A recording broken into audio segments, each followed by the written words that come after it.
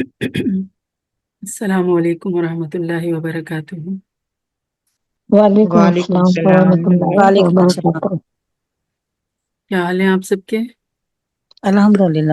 الحمدللہ، اللہ الحمدللہ، کا شکر ہے۔ آپ کیسے ہیں؟ اللہ کا شکر آپ کا کیا حال ہے؟ ہے۔ ایسا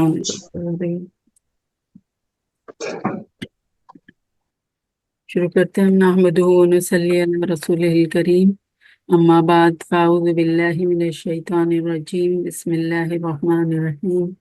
رب اشرح لی صدری ویسر لی امری واحلل عقدۃ من لسانی یفقہوا قولی۔ اللهم إنا نسألك علما نافعا وعملا متقبلا ورزقا طيبا۔ اللهم إنا نعوذ بك من علم لا ينفع ومن قلب لا يخشع ومن نفس لا تشبع ومن دعوة لا يستجاب لها، آمين يا رب العالمين۔ اللهم صل على محمد وعلى آل محمد وبارك وسلم۔ مبارک وسلم۔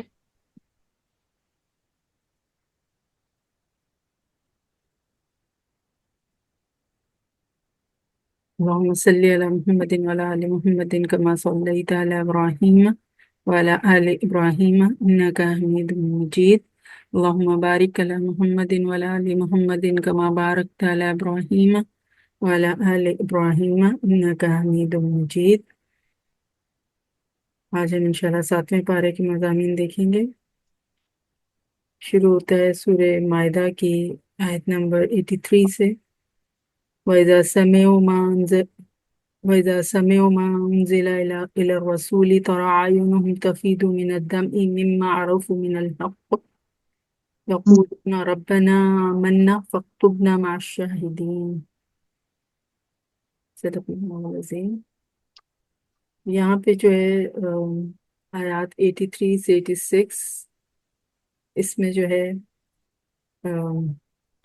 نصارہ کے جو علماء اور نیک لوگوں کے بارے میں مزید فرمایا گیا ہے کہ یہ لوگ جب قرآن مجید کو سنتے ہیں تو بہت متاثر ہوتے ہیں اور ایمان لے آتے ہیں اور جنت کے مستحق بن جاتے ہیں۔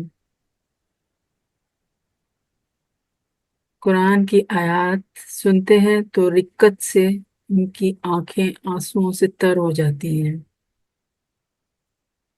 وہ پکار اٹھتے ہیں کہ ہم قرآن پر ایمان لائے، یہ حق ہے ہمارے رب کی طرف سے۔ تو اللہ نے ایسے سعادت مندوں کو جنت کی لازوال نعمتوں کی بشارت عطا فرمائی ہے۔ تو قرآن سن کر ایمان والوں کی آنکھوں سے آنسو رواں ہونا یہ فطری عمل ہے۔ It's so very quite natural، کیونکہ قرآن تو ہے ہی فطرت کی پکار، ہے نا؟ اور فطرت کا بنانے والا کون ہے؟ اللہ تعالیٰ۔ اور قرآن کا آتھر کون ہے؟ اللہ تعالیٰ۔ تو you can relate with it، ہے نا؟ تو قرآن سن کر ایمان والوں کی آنکھوں سے آنسو رواں ہونا ایک فطری عمل ہے۔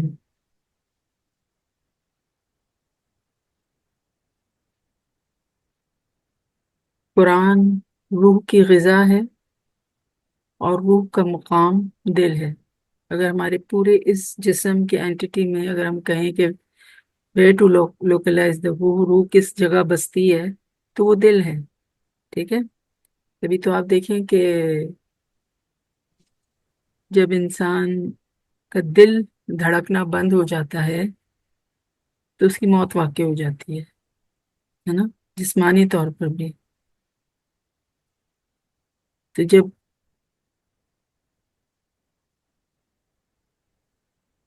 انسان کی روح مردہ ہو جاتی ہے، روح کو غذا نہیں فراہم کی جاتی ہے، ہم نے کہا قرآن روح کی غذا ہے، تو روح مردہ ہو جاتی ہے اور پھر اس شخص کی ایمانی موت واقع ہو جاتی ہے۔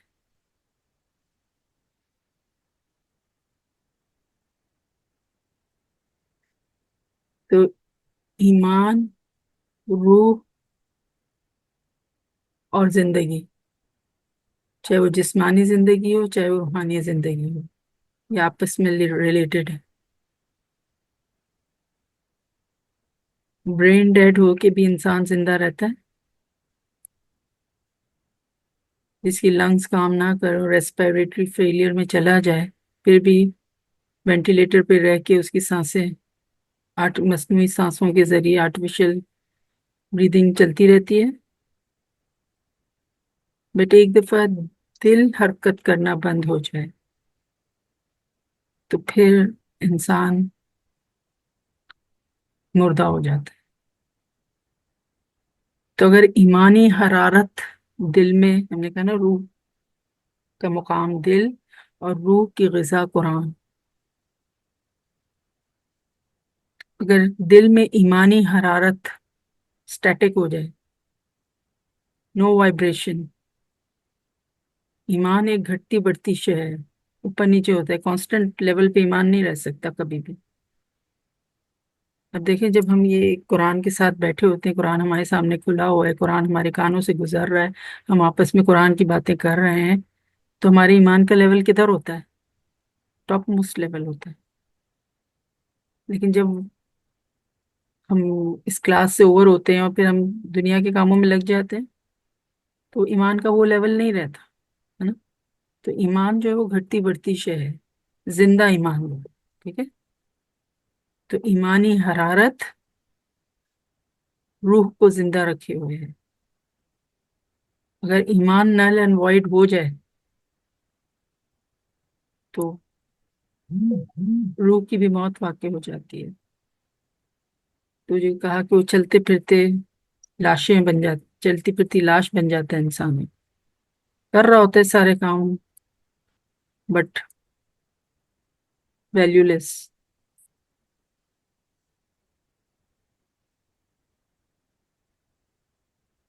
تو قرآن سن کر ایمان والوں کی آنکھوں سے آنسو روا ہو جاتے ہیں. جیسے یہ نصارہ کے علماء کی بات ہو رہی ہے. جب نجاشی کے دربار میں گئے تھے اور اس نے کہا تھا کہ مجھے بتاؤ کہ کون سا کلام ہے، تو حضرت جعفر رضی اللہ تعالیٰ عنہ نے سورہ مریم کی آیات تلاوت کی تھی، اور جب وہ تلاوت کی تو نجاشی کی آنکھوں سے آنسو رواں ہو گئے، اور روتے روتے اتنا رویا کہ اس کی داڑھی آنسوؤں سے تر ہو گئی. تو یہ کیا کنیکشن بلڈ ہوتا ہے کہ قرآن پڑھتے، قرآن سنتے انسان کو رونا آ جائے، کیونکہ یہ میرے رب کا کلام ہے. میرا رب جو بہت مہربان، بہت رحم فرمانے والا، بہت شفیق ہستی ہے. میں نے اس کو دیکھا تو نہیں ہے، لیکن اس کے کلام کو تو میں سن سکتی ہوں. یہ جو قرآن کے جو الفاظ ہیں، یہ وہ الفاظ ہیں جو میرے رب نے کہے ہیں.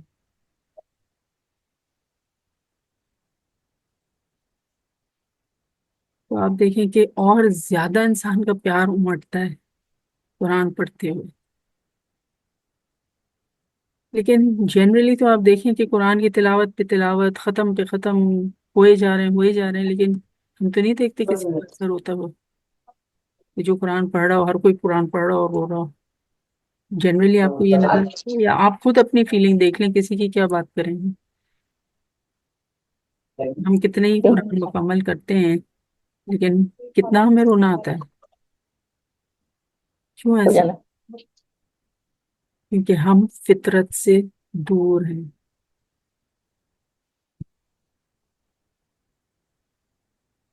کیونکہ ہم قرآن کو، جو ہم نے کہا نا کہ حصول ثواب اور ایصال ثواب کے لیے پڑھتے ہیں، اپنے رب کا پیغام سمجھ کر کب پڑھتے ہیں کہ مجھے ہدایت دی جا رہی ہے، مجھے اس میں سے اپنے لیے گائیڈنس دیکھنی ہے. آپ دیکھیں جب آپ کسی راستے پہ نکلتے ہیں اور آپ وہ ایڈریس دیکھ رہے ہوتے ہیں گوگل میپ کو، آپ کتنی کینلی فالو کرتے ہیں کہ میں بھٹک نہ جاؤں. بار بار اس ایڈریس کو پڑھتے ہیں جو مینشن ہوا ہوا تھا. اچھا کیا نام لکھا تھا، کون سی اسٹریٹ، کون سا نمبر، کون سی لین، کون سا road, because we want guidance, we don't want to get lost. تو قرآن بھی ہمارے لیے راہ ہدایت ہے، رہنما ہے ہمارا. یہ ہمیں جنت کے راستے بتائے گا، یہ بتائے گا کہ دنیا کیسے گزارنی ہے. تو اگر وہ سمجھیں گے کہ ہاں یہ میرے لیے پتے کی بات ہے تو پھر پڑھیں گے بھی ایسے. پورا وتھ ہارٹ اینڈ سول دل اور دماغ اس میں لگا کے پڑھیں گے.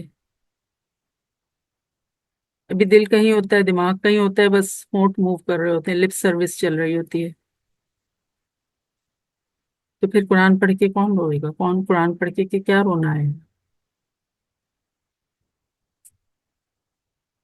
تو قرآن سے جذباتی لگاؤ ہوگا، ہے نا، ایموشنز اٹیچ ہوں گے جب قرآن کے ساتھ، تو yes Quran will strike directly to your heart جا کے، کیونکہ تو نازل ہی حضور صلی اللہ علیہ وسلم کے دل پر وہ ہے، تو اس کا اثر ہی دل پہ ہوتا ہے.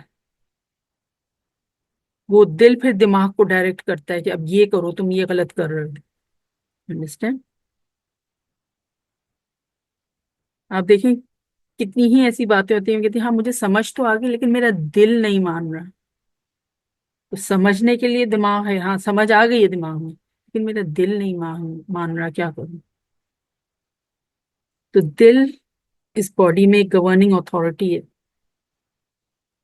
صدر، صدر کا علاقہ ہوتا ہے، ہر شہر میں ایک صدر مقام ہوتا ہے. مطلب دیکھیں نا، مطلب ہم سمجھتے ہیں کراچی میں صرف صدر کا ایریا ہے، نہیں، ہر جگہ ہوتا ہے. صدر مین سینٹرل، جہاں سے پورے شہر کی راہیں نکلتی ہیں.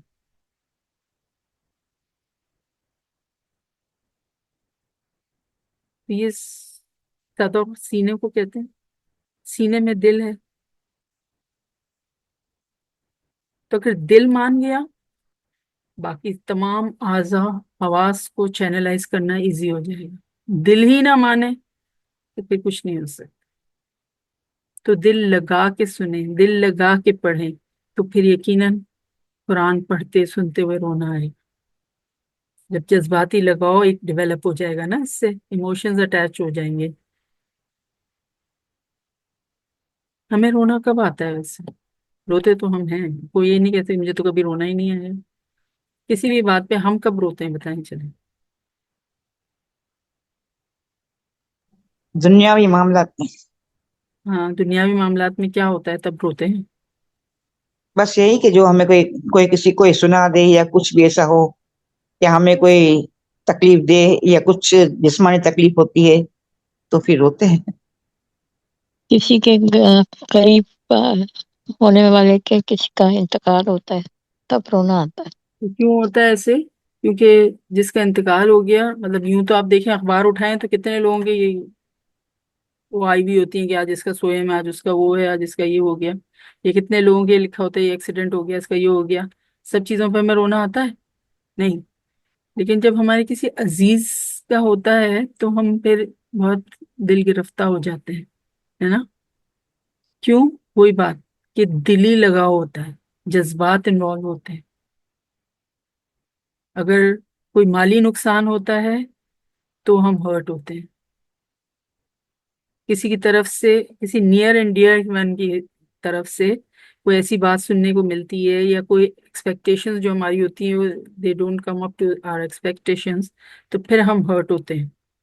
آپ راستے میں جا رہے ہیں اور کوئی ایسے ہی کھڑا ہو کے گالیاں دے رہے ہیں، آپ وہاں سے گزر رہے ہیں، آپ کو کیا فرق پڑے گا اس سے؟ پتا نہیں وہ کس کو کہہ رہا ہے، پتا نہیں مجھے کہہ رہا ہے، کسی کو کہہ رہا ہے، میں کیا، میں تھوڑی جانتی ہوں اس کو، پتا نہیں کیا بکواس کر رہا ہے. آپ اگنور کر کے چل پڑتے ہیں نا. لیکن کوئی گھر کا فرد آپ کو مسٹریٹ کرے، پھر آپ کو کتنا افسوس ہوتا ہے، کتنا دکھ ہوتا ہے، اور آپ روتے ہیں. تو ساری بات آپ لے دے کے آ جائیں کہ جہاں دل ہرٹ ہوتا ہے نا وہیں پہ ہی رونا آتا ہے. کوئی ایسی بات جو دل کو ٹچ کرتی ہے نا تبھی رونا آتا ہے. جب قرآن دلوں کو ٹچ کرے گا رونا آئے گا.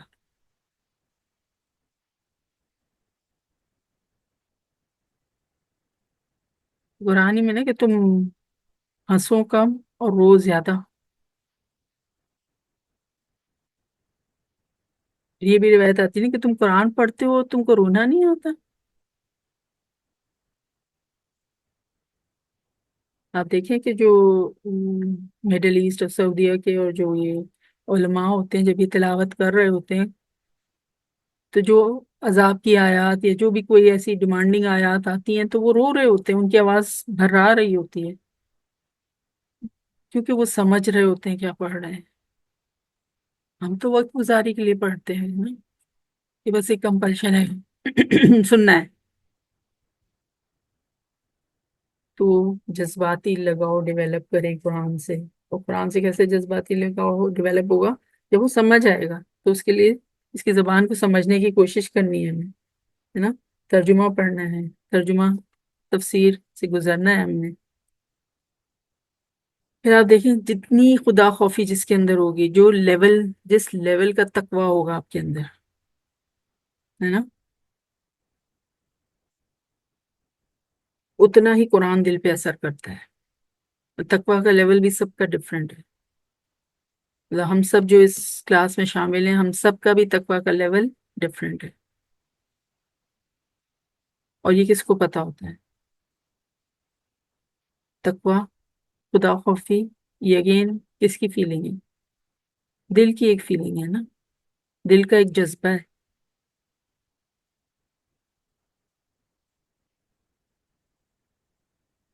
تو مجھے اپنا تقوی کا لیول بڑھانا ہے تاکہ قرآن میرے دل پر اثر کرے، اور جب قرآن میرے دل پر اثر کرے گا تو یقیناً میرے عمل میں فرق آئے گا۔ یہاں پہ دیکھیں کہ جب یہ نصارہ کے جو علماء تھے، انہوں نے جب یہ قرآن کی آیات سنی تو رکت طاری ہو گئی، اور آنکھوں سے آنسو جاری ہو گئے، اور وہ پکار اٹھے کہ ہم قرآن پر ایمان لے آئے۔ آپ دیکھیں once in a while, I'm sure کہ سب کے ساتھ یہ فیلنگ ہوتی ہے کہ مطلب ایک دل سے اندر سے اقرار کا جذبہ اٹھتا ہے کہ یس اللہ یو آر دیئر۔ کہ آپ کسی مشکل میں ہوتے ہیں، آپ کوئی ایسی ذہنی الجھن کا شکار ہوتے ہیں، یا سم واٹ اور دی ادر، کہ مطلب آپ کو اس وقت ایک ایسی راہ نظر آتی ہے، ایک ایسا لنک یا ایسے خیال آپ کے دل میں آتا ہے جو آپ کی ساری الجھنوں پریشانیوں کو سائڈ لائن کر دیتا ہے، and then you are meant to say کہ یس اللہ تو ہے، تو حق ہے نا۔ وہ مومنٹ ہوتا ہے انکیش کرنے کا، کہ اس وقت اپنے لیے ہدایت کی دعا مانگے، اپنے قریبی لوگوں کی، کہ اللہ تو مجھے گمراہ نہ کرنا، اللہ تو مجھے ہدایت یافتہ ہی رکھنا۔ تو انہوں نے جو یہ کہا کہ ہم قرآن پر ایمان لائے، یہ حق ہے ہمارے رب کی طرف سے، تو اللہ تعالیٰ نے ایسے سعادت مندوں کو جنت کی لازوال نعمتوں کی بشارت عطا فرمائی ہے۔ تو ایک اچھی بات کہنا آخرت میں نجات کا سبب بن سکتا ہے۔ تو جب آپ کسی ایسے لمحے سے گزریں تو یقیناً یہ سوچ کر کہ اللہ تو مجھے اس خیال کے تحت، اس خیال کے وجہ سے جو ہے بخش دینا، یہ جو تیرا اقرار میرے اندر کہ اللہ یو آر حق، نتھنگ ایلس بٹ حق، الحق۔ تو ہو سکتا ہے یہ ایک لمحے کا، ایک فریکشن آف سیکنڈ کا خیال آپ کی نجات کا سبب بن جائے۔ اللہ تو نکتہ نواز ہے نا۔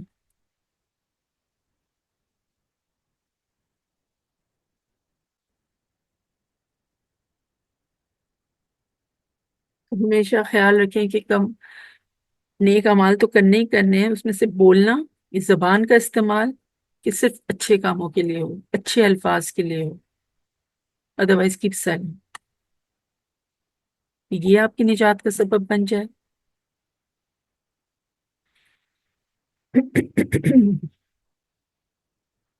آگے فرمایا کہ آیات 87 سے 93 شیطان کے جو کام ہیں ان کی بات کی جا رہی ہے کہ گندے ترین کام ہیں اور ان سے بچنا لازم ہے، یعنی کہ یہ حرام کاموں میں شمار ہوتے ہیں۔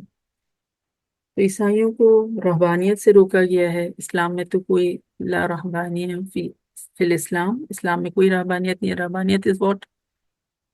دنیا ترک کر دینا، دنیا چھوڑ چھاڑ کے ساری دنیاوی ذمہ داریوں سے اپنے آپ کو خالی کر لینا۔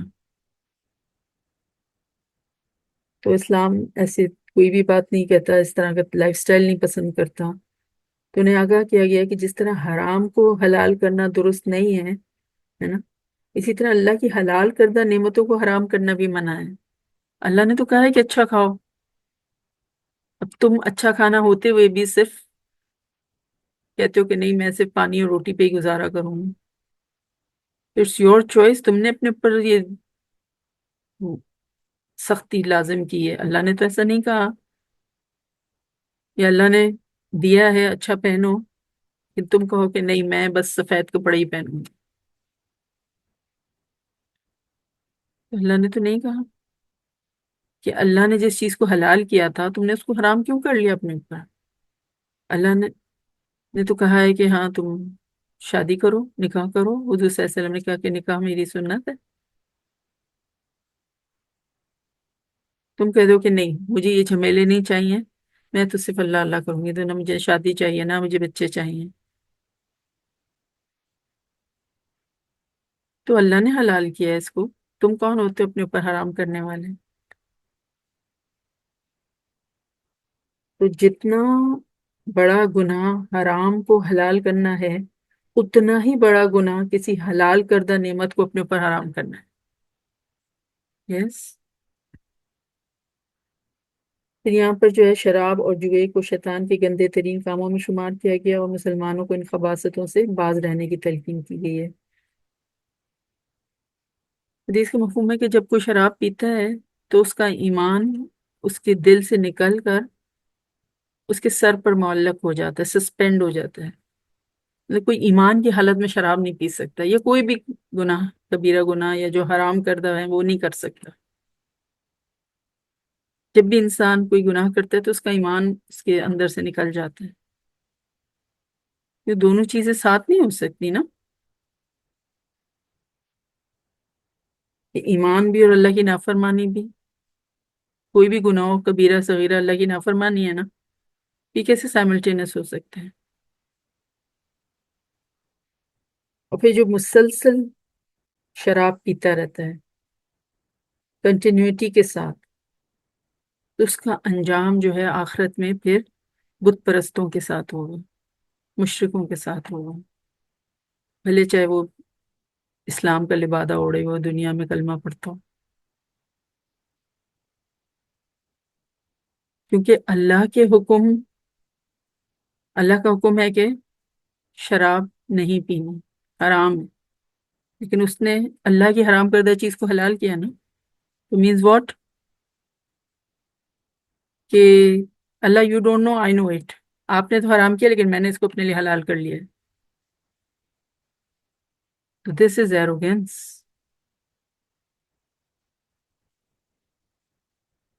تو پھر اس کا انجام یقیناً ہلاکت ہے۔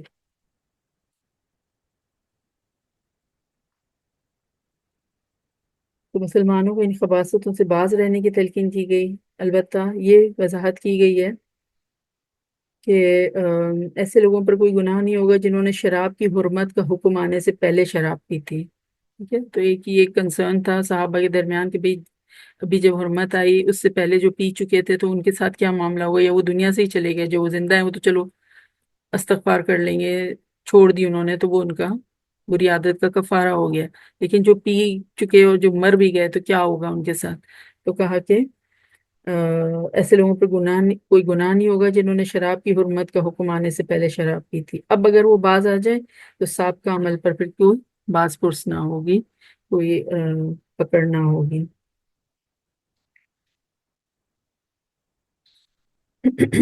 یہاں پر جو ہے مومنوں کو ہدایت کی گئی ہے کہ حلال اور طیب چیزوں کو اپنے لیے حرام نہ ٹھہرائیں، اور اگر قسم کھا کر ایسا کیا ہے تو ایسی قسم کو توڑنے کا کفارہ پھر بیان کیا گیا ہے۔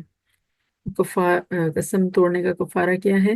10 مساکین کو اوسط درجے کا کھانا کھلانا جو تم اپنے گھر والوں کو کھلاتے ہو، ٹھیک ہے، یا ان کو کپڑے پہنانا، یا ایک گردن آزاد کرانا، اور اگر یہ بھی نہیں افورڈ کر سکتے تو پھر 3 دن کے روزے رکھنے ہیں۔ یہ 3 دن کے روزے جو ہیں یہ کنٹینیوسلی بھی رکھے جا سکتے ہیں، یعنی پے در پہ بھی، اور الگ الگ بھی رکھے جا سکتے ہیں۔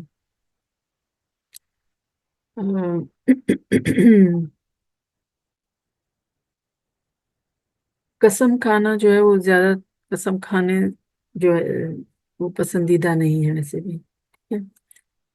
اگر کھا لی ہے قسم تو اب اس کی حفاظت کرو، یہ ہے اسلام کا مزاج۔ اور قسمیں 3 طرح کی ہوتی ہیں، ایک ہوتی ہے لف قسم، ہے نا، بے فائدہ بے فضول قسم۔ وہ کون سی قسم ہوتی ہے؟ جو لوگوں کا تکیہ کلام ہوتا ہے، یا بات بات پہ کہنا کہ ہاں قسم لے لو مجھ سے، قسم اللہ پاک کی، یا ایسے ہی بولتے ہیں، تکیہ کلام ہوتا ہے، بس قسم قسم قسم سے ان کی جملہ شروع ہوتا ہے ختم ہوتا ہے ان کا، تو بے ارادہ وداؤٹ میننگ اٹ وہ کھا رہے ہوتے ہیں۔ تو ایسی لو قسموں پر نہ کفارہ ہے اور نہ پکڑ ہوگی، ٹھیک ہے؟ اللہ کی شان رحیمی۔ لیکن پھر چیک یور سیلف کہ بار بار یہ زبان پہ آنا نہیں چاہیے۔ پھر ایک دوسری قسم ہوتی ہے جو کہ منعقد قسم ہے، یعنی باقاعدہ ارادے سے کھائی گئی ہے، اب چاہے وہ غصے میں ہی کیوں نہ کھا لی ہو وہ قسم، لیکن سوچتے سمجھتے ہوئے کوئی قسم کھائی ہے، اب اس کو پورا کرنا ہے۔ اگر توڑ دی وہ قسم تو اس کا کفارہ ادا کرنا ہے اور اس پر پکڑ بھی ہوگی۔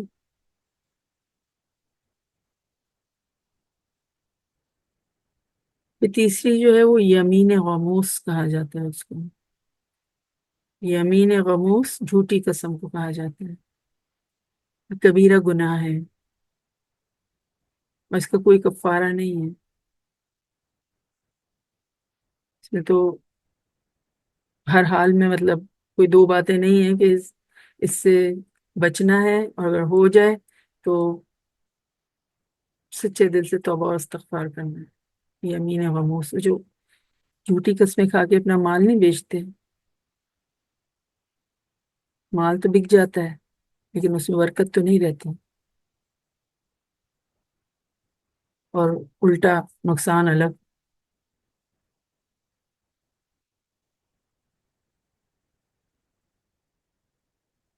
تو قسمیں بہت زیادہ کھانا پسندیدہ، اگر قسم کھانی بھی پڑے تو اللہ کی قسم کھائیں۔ یہ کہنا کہ فلاں کی قسم، اس کی قسم، میری جان کی قسم، ناٹ ایٹ آل ایڈمائربل، ٹھیک ہے؟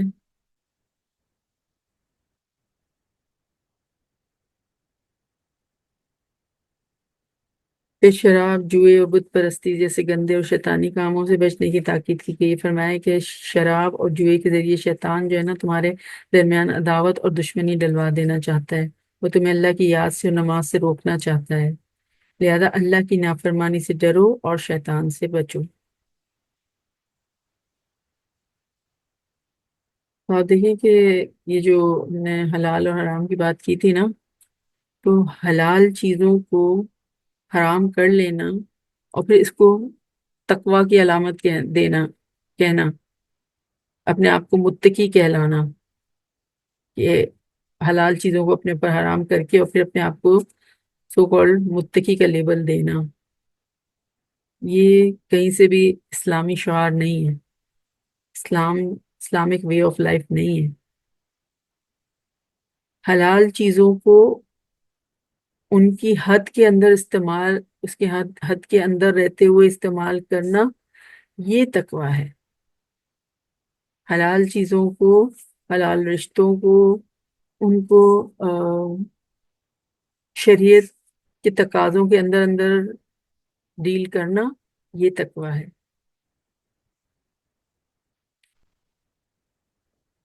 جیسے ہم نے قسموں کو کہا کہ یہ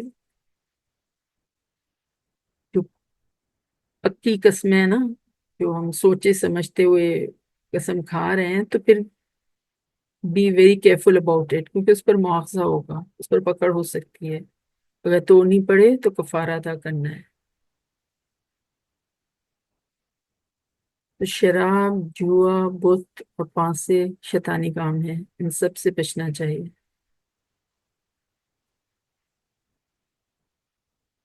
پانسے کیا ہے؟ جو قسمتوں کا حال اور یہ جو معلوم کر رہے ہوتے ہیں، یہ سب کیا ہے؟ ہاروسکوپس، ہے نا، یہ سب کیا ہے؟ یہ شیطانی کام ہے۔ یہ ایمان کو گھاٹے میں ڈالنے والے ہیں، ان سے بچنا چاہیے۔ اور یہ ویسٹ میں کوئی ریسرچ کی گئی تھی کہ جتنے زیادہ لوگ جو یہ ہاروسکوپس کو فالو کرتے ہیں نا، یہ مہینہ، یہ دن، یہ سال میرے لیے کیسا گزرے گا، ہاروسکوپس یہی ہے نا، سٹارز، تو وہ جو ہے بہت ہی کن ذہن رکھنے والے ہوتے ہیں، ڈل مائنڈیڈ انسان ہوتے ہیں، زندگی میں کچھ بڑا کام کرتے نہیں ہیں کبھی۔ یہ ان کی ریسرچ ہے، ویسٹرن ویسٹرن جو ہے سائنٹسٹ، ان کی ریسرچ ہے، انہوں نے یہ بتایا۔ تو کیوں ایسے ہو جاتا ہے؟ کیونکہ سارا وقت تو اسی میں ifs اینڈ بٹس میں پڑے رہتے ہیں کہ اچھا یہ کروں تو یہ ہوگا، یہ کروں تو یہ اچھا نہیں ہے میرے لیے، یہ برا ہے، یہ آپس میں ہی ذہن ہی الجھا رہتا ہے ان کا، تو کوئی اور بڑا کام کر ہی کہاں سکتے ہیں وہ پہ۔ یہ جو آیت 91 ہے اس میں شراب کی قطعی حرمت کا بیان فرمایا گیا ہے، ٹھیک ہے، ایبسولوٹلی شراب کو جو ہے وہ حرام قرار دیا گیا ہے۔ اب اس پر بہت بحث ہوتی ہے کہ حرام کا لفظ تو قرآن میں ہے نہیں، تو جی ہاں قرآن میں تو نہیں ہے، لیکن حدیث میں حضور صلی اللہ علیہ وسلم کی صحیح حدیث میں ہمیں لفظ مل جاتا ہے کہ آپ نے جو ہے نا اس کو حرام کہا ہے، اور جس کی کثیر مقدار حرام ہو اس کی قلیل مقدار بھی حرام ہی ہوتی ہے، ٹھیک ہے۔ تو یہ بھی لاجک صحیح نہیں ہے کہ نہیں اتنا پی کے نشہ چڑھتا ہے، اس سے پہلے تو نشہ ہی نہیں چڑھتا، واٹس ایور ہر لحاظ سے حرام ہے۔ یہ جو سورہ مائدہ ہے نا، اس میں آپ یہ دیکھیں کہ سب سے زیادہ پورے قرآن کے مقابلے میں یا ایھا الذین آمنو، کہ ہم کو جو ہے نا ایک پکار اور تکرار ملتی ہے، بار بار یہ آتا ہے یا ایھا الذین آمنو، اے لوگوں جو ایمان لائے ہو، اور پھر آگے اللہ کوئی حکم بیان کرتا ہے۔ جب بھی یا ایھا الذین آمنو آئے، الرٹ ہو جائے، چوکنا ہو جائے، آگے جو بات کہی جا رہی ہے وہ یقیناً میرے فائدے کے لیے بتائی جا رہی ہے، تو مجھے پورے اپنے ہوش آواز کے ساتھ دونوں کان کھلے رکھ کے سننا ہے کیا کہا جا رہا ہے۔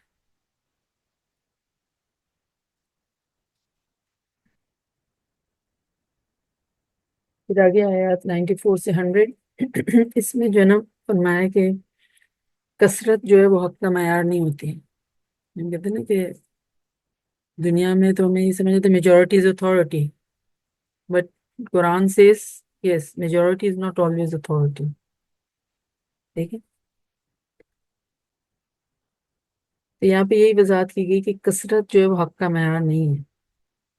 اللہ تعالیٰ کیا فرماتا ہے آیت نمبر 100، قُلْ لَا يَسْتَوِي الْخَبِيثُ وَالطَّيِّبُ وَلَوْ أَعْجَبَكَ كَثْرَةُ الْخَبِيثِ، اے نبی صلی اللہ علیہ وسلم کہہ دیجئے کہ ناپاک اور پاک دونوں کبھی بھی برابر نہیں ہو سکتے، خواہ ناپاک شے کی کثرت تمہیں کتنی ہی متاثر کرے۔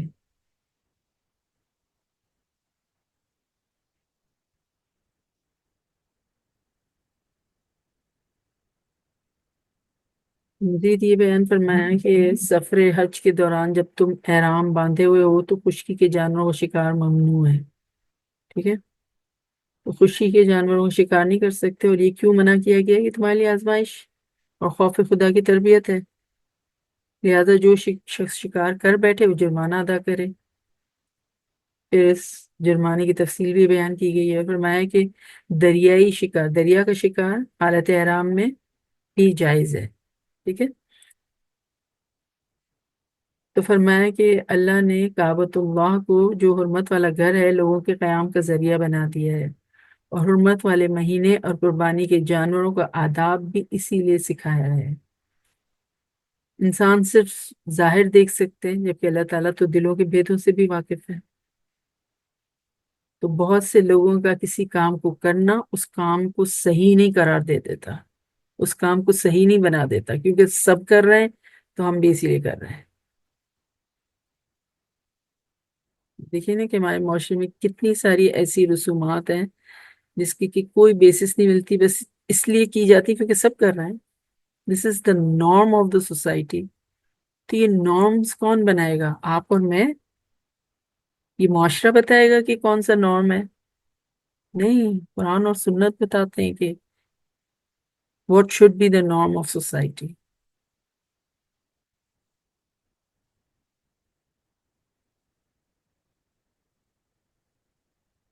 تو حق پر تنہا انسان بھی کافی ہے.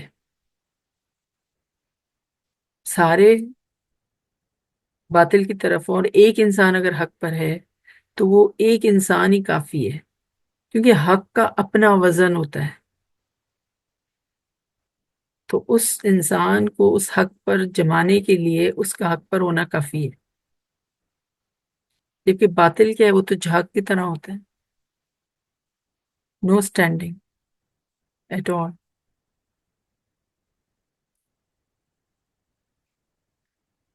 یہ جو حالت احرام میں بتایا کہ خشکی کا شکار منع ہے لیکن دریا کا شکار جو ہے وہ حلال ہے.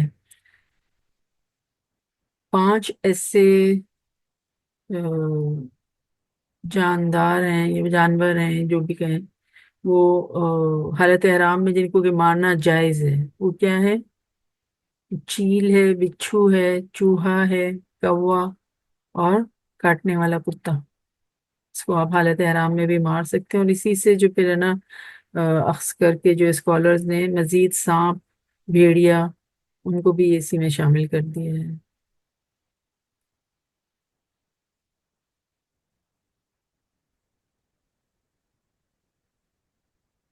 باقی جو ہے فرمایا آیات 101 سے 108 تک.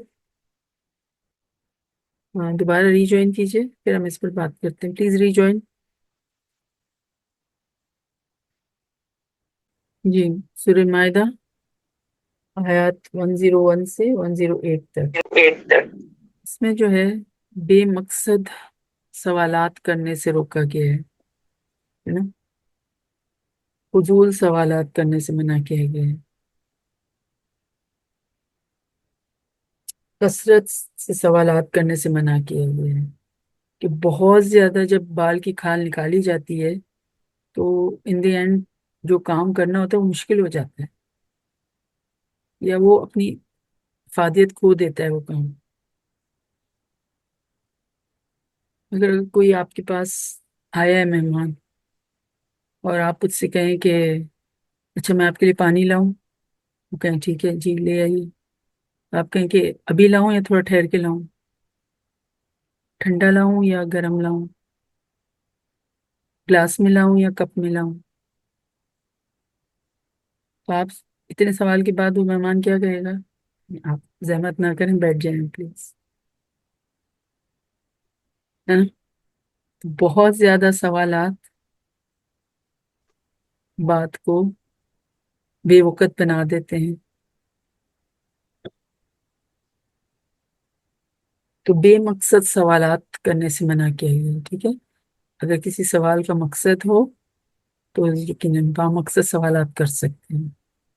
کوئی شک و شبہ دور کرنا ہے، کوئی علم میں اضافے کا، کوئی عمل کے لحاظ سے بات کرنی ہے، سوال پوچھنا ہے، تو یس اس کی بالکل اجازت ہے. اور کتنے سارے سوالات صحابہ کے قرآن میں ہی موجود ہے نا. یس الونا کا، وہ آپ سے پوچھتے ہیں اس طرح کر کے.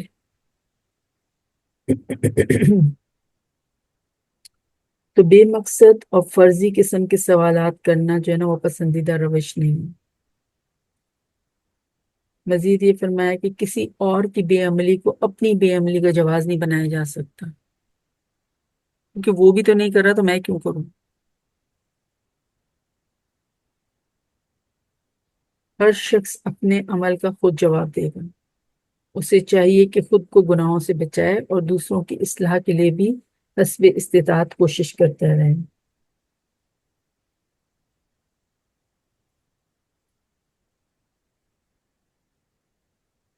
تو مومنوں کو ہدایت کی کہ الٹے سیدھے سوالات نہ کریں، اور فرمایا کہ کافر اور مشرک جو بعض مویشیوں کو حرام ٹھہرا لیتے ہیں اور ان کے نام رکھ لیتے ہیں، جیسے یہاں پہ ذکر کیا گیا نا کہ صاحبہ، وسیلہ، وام وغیرہ، تو یہ اللہ کے حکم سے ہرگز نہیں ہے.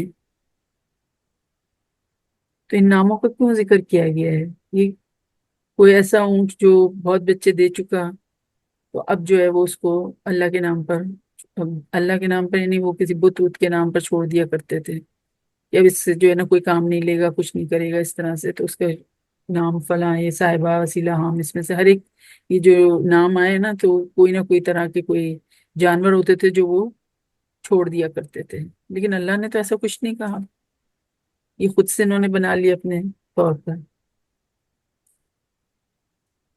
تو آپ بتائیے کہ یہ بات یہاں کرنے کی کیا ضرورت تھی؟ یہ تو انہوں نے رکھے تھے نا، ہم تو نہیں رکھتے. ہم تو کوئی سام وہام وسیلے، یہ تو ہم تو اس طرح کے نام ہم نے رکھے ہوئے ہیں. کوئی جانور اللہ کے نام پہ چھوڑے ہوئے ہیں اس طرح، یا بتوں کے نام پہ، یا کسی اور خاص مقصد سے چھوڑے ہوئے ہیں ہم نے؟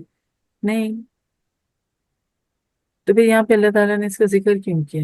یقیناً ہم سے یہ بات کوئی ریفلیکٹ کرتی ہے، ہم پر اثر انداز ہوتی ہے ان ون وے اور دی ادر، کیونکہ قرآن تو ہدایت کی کتاب ہے نا. تو اس میں کوئی خدا نخواستہ بے فضول بات تو ہے نہیں.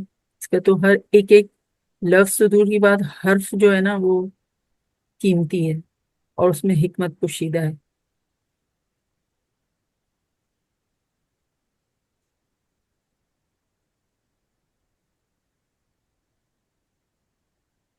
یقیناً ہمارے یہاں پر اس طرح کی ایگزیکٹلی تو نہیں ہے، لیکن اس کی طرح کی قسمیں، اسی طرح کی ملتی جلتی چیزیں ہم نے بھی اپنے اوپر جو ہے وہ لازم کر لی ہیں، جو اللہ کے حکم سے تو نہیں ہے. اللہ نے تو ان کا حکم نہیں دیا ہے نا. اب اگر آپ یہ جو آیت ہے اس کو اس طرح سے، جس میں کہ یہ صاحبہ، وسیلہ، ہم، یہ سب ذکر کیا گیا ہے، تو آپ یہ کہیں کہ اللہ نے کہا ہے کہ اللہ نے تو آم،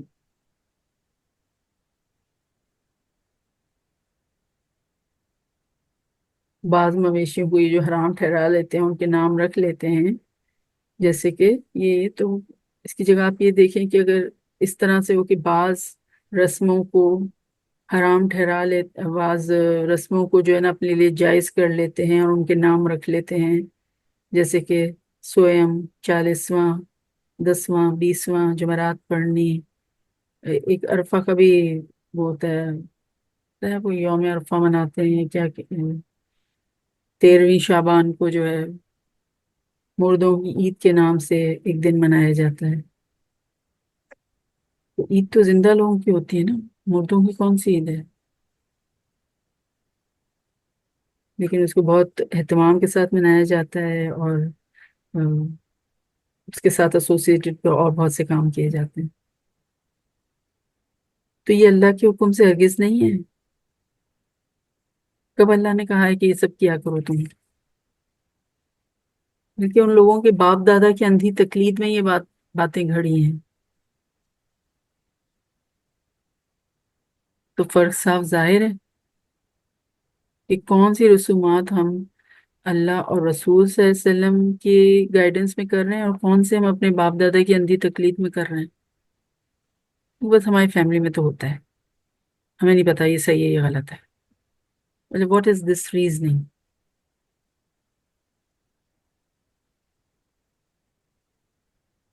پھر وصیت کی ایک خاص صورت کے متعلق ہدایت دی کہ دوران سفر کوئی شخص مرنے لگے اور وہ کسی کو وصیت کر جائے تو اس کے متعلقین جو ہے نا اس سلسلے میں پھر کیا کریں وہ بھی بتایا گیا.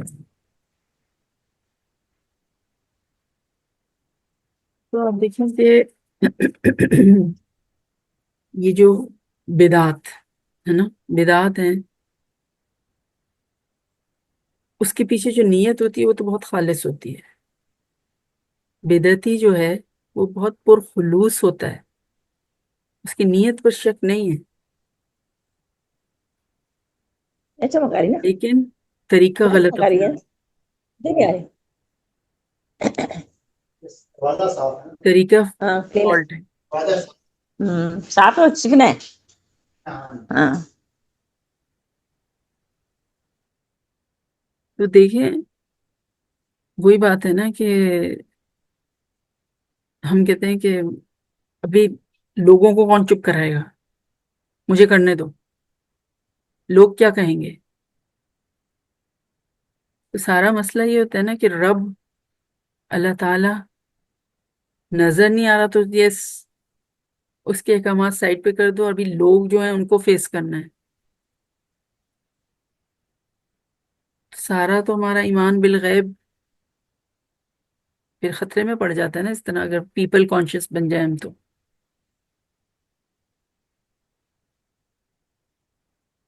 جو بن دیکھے اپنے رب سے ڈرتا ہے اس کے لیے تو مغفرت اور اجر عظیم کا وعدہ ہے. تو اللہ سے ایسا ڈرنا کہ اللہ مجھے دیکھ رہا ہے، مجھے ابھی اللہ کو جواب دینا ہے. اگر یہ خوف طاری ہو جائے تو پھر آپ بتائیں پھر کہاں بدعت کی طرف قدم اٹھتے ہیں.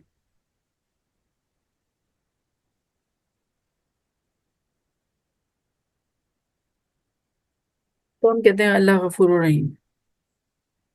یس، اللہ غفور الرحیم ہے. رحمت اللہ کی صفت ہے، لیکن اللہ دردناک عذاب دینے پر بھی قادر ہے. قرآن ہی بتاتا ہے نا، عذاب علیم. عذاب کا تو لفظ ہی ویسے ہی، مطلب ہم کہتے ہیں کہ کس عذاب میں زندگی گزر رہی ہے، مطلب ایک روٹین جملے کے طور پر ہم کہتے ہیں نا کوئی مشکل آ جائے تو ہم اس کو عذاب، کہاں کہ دردناک عذاب. تو رحمت جہاں اللہ کی صفت ہے تو عذاب اللہ کا فعل ہے. تو ہمیں یہ دونوں چیزیں دماغ میں رکھنی چاہیے. اور مومن کا تو ہر کام جو ہوتا ہے نا خوف اور امید کے بین بین ہوتا ہے. کوئی کام کرتے ہوئے اللہ کا خوف ہوتا ہے کہ کہیں اللہ ناراض نہ ہو جائے، اور اللہ سے امید بھی ہوتی ہے کہ اللہ تو اس کام کو قبول کر لے، مجھے اجر اجر عظیم عطا فرما. ہے نا؟ تو سائملٹینیسلی یہ دونوں فیلنگز رہنی چاہیے. پھر کوئی وجہ نہیں کہ انسان جو ہے وہ ڈیویٹ ہو صراط مستقیم سے. ہو جاتا ہے قدم تو لرز جاتے ہیں، لغزش ہو جاتی ہے، بٹ دوبارہ چینلائز ہو جاتا ہے، انسان اپنے آپ کو دوبارہ ری ارینج کر کے صراط مستقیم پر لے آتا ہے. تو جو کوئی جہنم سے بچا لیا گیا وہ کامیاب ہے. کیوں؟ کیونکہ ہر کسی کا گزر جہنم پر سے ہونے والا ہے. جنت میں تو سلیکٹڈ لوگ جائیں گے، جہنم پر ہر کسی نے گزرنا ہے. اور وہ کیوں؟ کیونکہ جو پل صراط ہے وہ جہنم پر رکھا جائے گا نا، تو پل صراط سے تو ہر کسی نے گزرنا ہے، تو جہنم سے تو گزر سب کا ہو رہا ہے.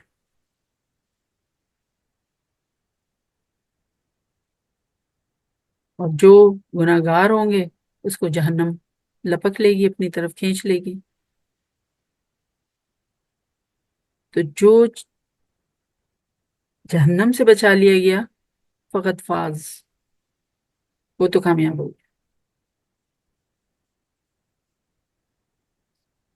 آگے جو آیات 109 سے 115، اس میں حضرت عیسیٰ علیہ السلام کے حواریوں کا ایک عجیب مطالبہ ہے جو کہ بیان ہوا ہے. حضرت عیسیٰ علیہ السلام کو عطا کیے گئے معجزات کا بیان ہے، اور ان کے حواریوں کے ایک عجیب مطالبے کا ذکر ہے کہ انہوں نے حضرت عیسیٰ علیہ السلام سے درخواست کی کہ اللہ سے دعا مانگی کہ وہ ایک ایسا دسترخوان نازل فرمائے جس پر لذیذ کھانے چنے ہوئے ہوں. اب جو حضرت عیسیٰ علیہ السلام کے ساتھی تھے وہ حواری کہلاتے تھے نا، ان کھانوں کو کھا کر یقین قلبی حاصل کر لیں. ان کی یہ خواہش تھی کہ واقعی عیسیٰ علیہ السلام کی تمام تعلیمات سچی اور برحق ہیں.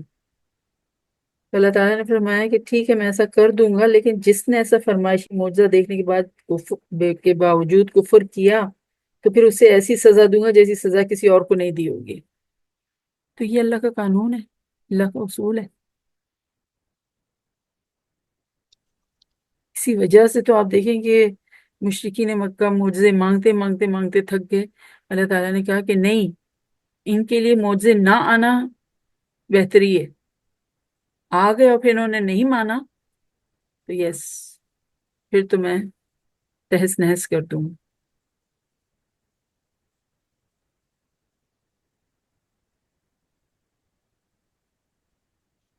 کون ہے جو اللہ کو ڈائریکٹ کر سکتا ہے کہ Allah do this and don't do دس؟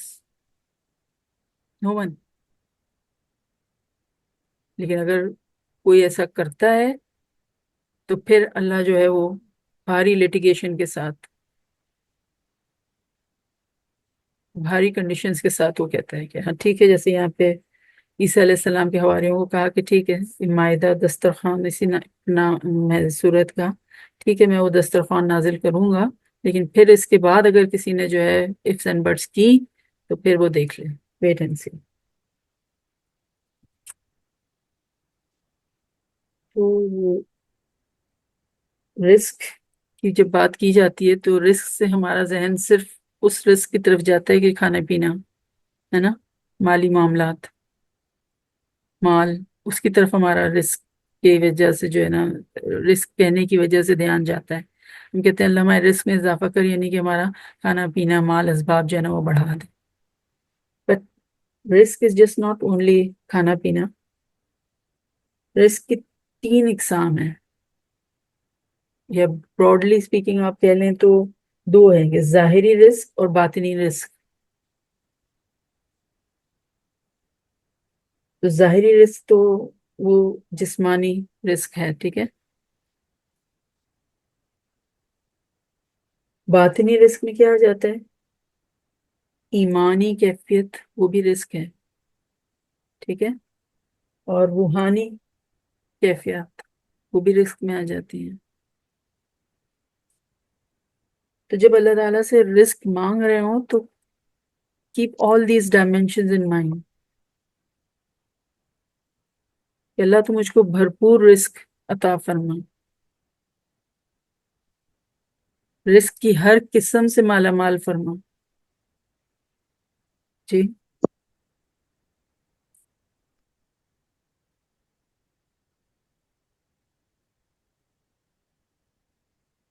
مزید یہ بیان فرمایا کہ قیامت کے دن اللہ تعالیٰ تمام رسولوں سے سوال کریں گے اور عیسیٰ علیہ السلام کو اپنے احسانات یاد دلائیں گے کہ کس طرح انہیں کتاب و حکمت اور تورات اور انجیل کی تعلیم دی اور ان کے ہاتھ سے بہت سے معجزے ظاہر کروائے اور یہودیوں کی شر سے ان کو بچایا اور حواریوں کے دل میں ڈالا کہ ان پر ایمان لے آئیں.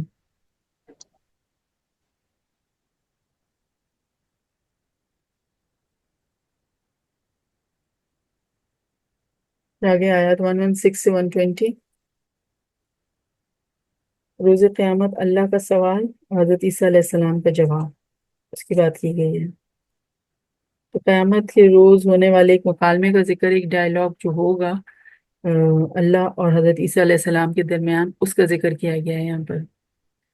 اللہ تعالیٰ حضرت عیسیٰ علیہ السلام سے پوچھے گا کہ کیا آپ نے لوگوں سے کہا تھا کہ مجھے اور میری والدہ کو معبود بنا لو؟ اب یہ سوال اللہ تعالیٰ کیوں پوچھ رہا ہے؟ کہ اللہ کو نہیں پتا کہ حضرت عیسیٰ علیہ السلام نے کیا کیا تھا اور کیا انہوں نے ایسے کہا تھا یا نہیں کہا تھا؟ آف کورس اللہ تعالیٰ کو تو سب پتا ہے، بٹ کیا ہے جو ان کے فالوورز اس وقت ہوں گے، یہ میدان حشر کی بات ہو رہی ہے نا، کہ تمام اگلے پچھلے انسان موجود ہیں وہاں پر، جو حضرت عیسیٰ علیہ السلام کو خدا مانتے تھے وہ بھی اس وقت موجود ہیں وہاں، ان کو سنایا جا رہا ہے. جبکہ حضرت عیسیٰ علیہ السلام کے تو قول ویسے ہی موجود ہیں کہ وہ خود کہتے تھے کہ میں جو ہوں وہ اللہ کی طرف سے رسول ہوں. انہوں نے کبھی اپنے آپ کو خدا نہیں کہا، بندہ، اللہ کا بندہ اور اللہ کا رسول. لیکن اس وقت جو ہے اللہ تعالیٰ اس طرح سے سوال جواب کر کے جو ہے نا ایک فائنل ورڈکٹ ڈکلیئر کرنا چاہ رہا ہے، اتمام حجت.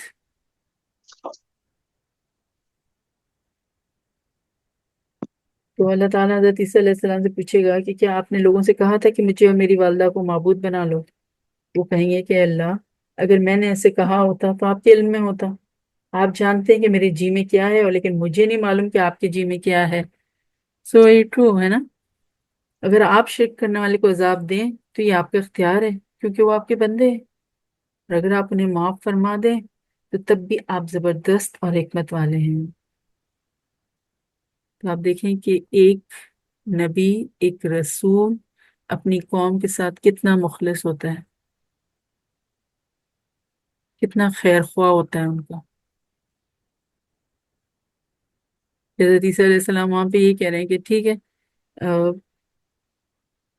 آپ شرک کرنے والوں کو عذاب دیں تو یہ آپ کا اختیار ہے، کیونکہ انہوں نے تو شرک کیا، ان کی قوم نے شرک کیا نا.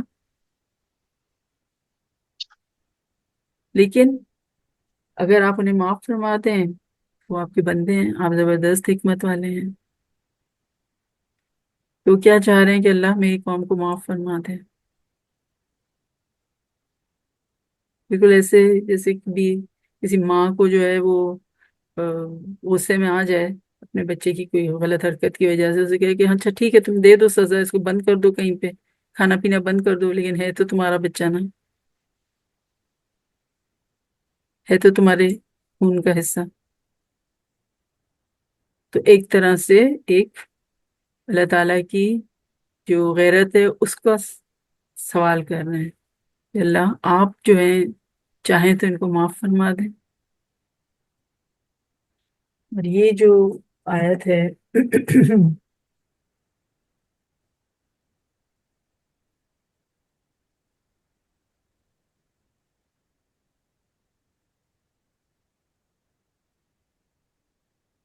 آیت 118 سورہ مائدہ، آیت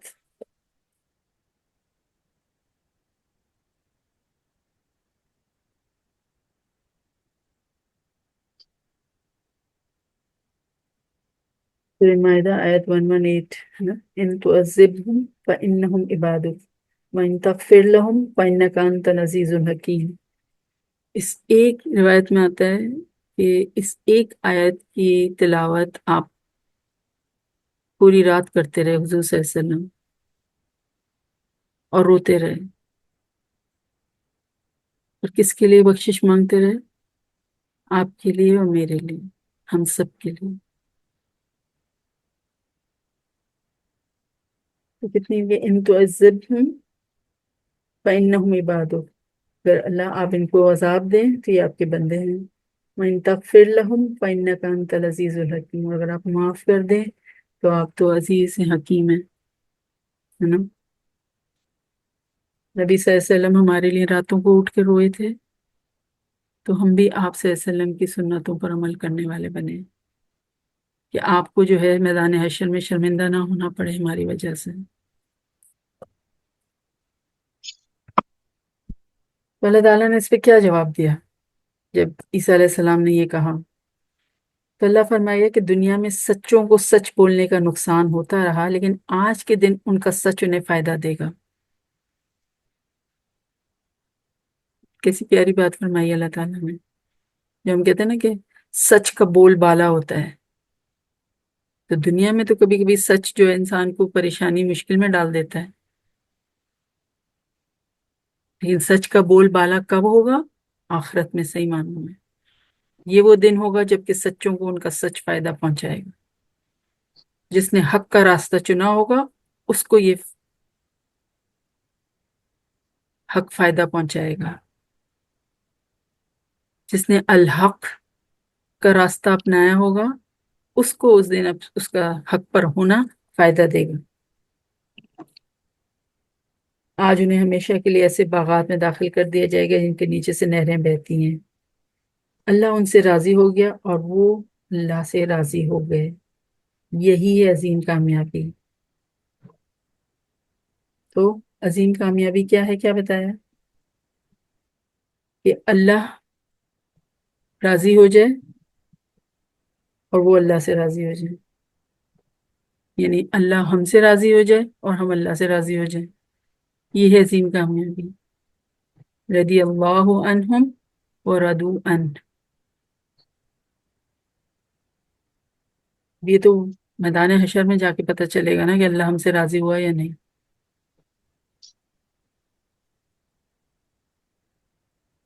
اگر دنیا میں آپ معلوم کرنا چاہتی ہیں نا کہ اللہ آپ سے راضی ہے یا نہیں، تو اس کا بھی ایک طریقہ ہے. اور وہ کیا؟ اگر آپ یہ معلوم کرنا چاہتی ہیں کہ اللہ آپ سے راضی ہے یا نہیں، تو اپنے دل کی کیفیت کو اسیس کیجیے، اپنے دل کی کیفیت ٹٹولیں، پوچھیں اپنے دل سے کہ کیا میں اللہ سے راضی ہوں؟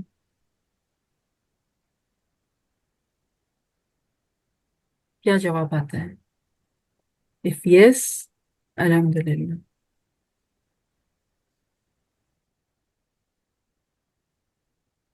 جواب آپ کو خود مل جائے گا.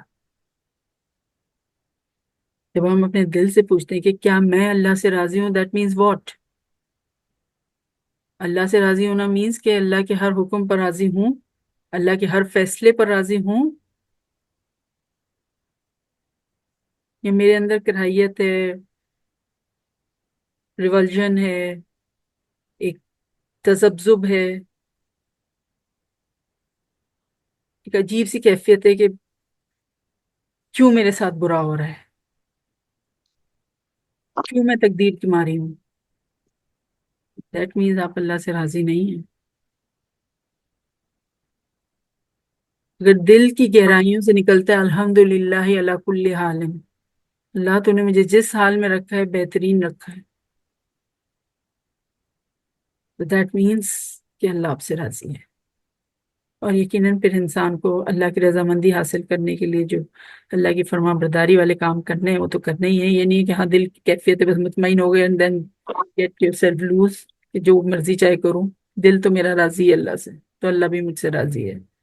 But this is a quick litmus test.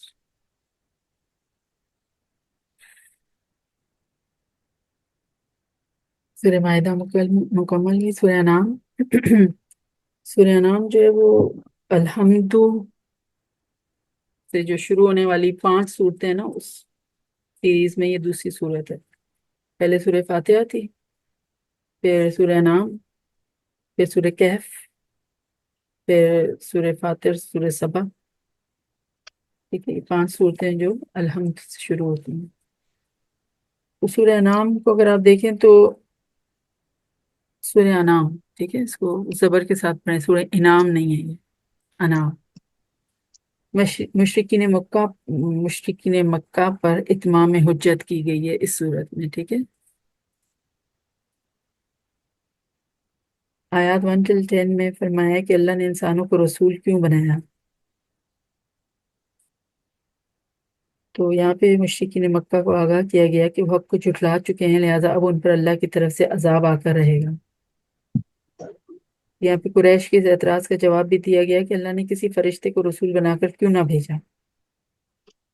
فرمایا گیا کہ اگر اللہ فرشتے کو رسول بنا کر بھیجتا تو اسے بھی انسانی صورت میں بھیجتا، کیونکہ انسانوں کے لیے نمونہ تو انسان ہی بن سکتا ہے نا. مشرکین کو پھر بھی وہی شبہ لاحق ہوتا ہے جس میں وہ اس وقت مبتلا ہیں. تو بھائی فرشتے تو غیبی مخلوق ہے نا، اگر فرشتے کو رسول بنا کر بھیجا جاتا تو وہ نظر ہی نہ آتا، اور اگر نظر آنے والا بناتے تو پھر تو انسانی شکل میں ہی آتا. تو پھر جب انسانی شکل میں ہی فرشتے کو بھیجنا تھا تو پھر انسان ہی کیوں نہ رسول بنے. اور دوسرا جو کہا نا کہ پھر مشرکین کو پھر بھی وہی شبہ لاحق ہوتا، اگر رسول فرشتے کو بھی ہم رسول بنا کر اتار دیتے تو اس کو یہی شبہ لاحق ہوتا مشرکین کو کہ جس میں وہ اس وقت مبتلا ہے. اس وقت وہ یہ کہتے ہیں کہ بھئی یہ تو فرشتہ ہے، اس کے لیے کرنا آسان ہے، ہم انسان ہیں، ہم تو یہ سب نہیں کر سکتے. تو ایک انسان جو ہے دوسرے انسان کو بہتر طور پہ سمجھ سکتا ہے، آپس میں ایک دوسرے سے ریلیٹ کر سکتے ہیں. تو انسان کے لیے رسول، انسان ہی کو بھیجنا بہترین حکمت اللہ تعالیٰ کی. Nobody can question it.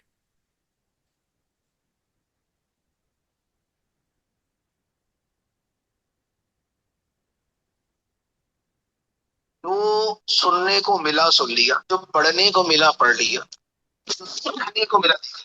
کون بول رہا ہے، بولنے والے کا عقیدہ کیا ہے، اس کی کوئی پرواہ نہیں. بس اب تو class with in the class بھی ہوتی ہے ماشاء اللہ سے. مائک کا خیال رکھیے. تو فرمایا کہ اللہ تعالیٰ نے پہلے اپنے خالق اور مالک ہونے اور اپنے علم کے کامل ہونے کا ذکر فرمایا، اور کہا کہ کافروں کے پاس اپنے رب کی کوئی بھی بڑی نشانی آتی ہے یہ اس سے منہ موڑ لیتے ہیں اور حق کو جھٹلاتے ہیں. اللہ تعالیٰ خود تو عرش پر ہے، لیکن اپنے علم، اپنی حکومت اور اپنی حاکمیت کے لحاظ سے وہ ہر جگہ موجود ہے. کائنات کی کوئی بھی چیز اللہ سے پوشیدہ نہیں ہے. کسی بھی قوم کی مادی ترقی اور خوشحالی اس بات کی نشانی نہیں ہے کہ وہ آخرت میں کامیاب ہوگی، کیونکہ دنیا کی نعمتیں تو بطور آزمائش دی جاتی ہیں تاکہ جب یہ مہلت عمل ختم ہو تو آخرت میں اعمال کے مطابق انجام کا فیصلہ ہو سکے۔ تو اتنی طاقت اور ترقی کے باوجود جو قومیں عذاب کے ذریعے ہلاک ہوئیں وہ اس وجہ سے کہ وہ گناہوں پر اصرار کرتی تھیں، اس وجہ سے کہ وہ گناہوں پر جم جاتی تھیں، اس وجہ سے کہ وہ گناہوں کو جسٹیفائی کرتی تھیں، اس لیے اللہ نے انہیں ہلاک کر دیا۔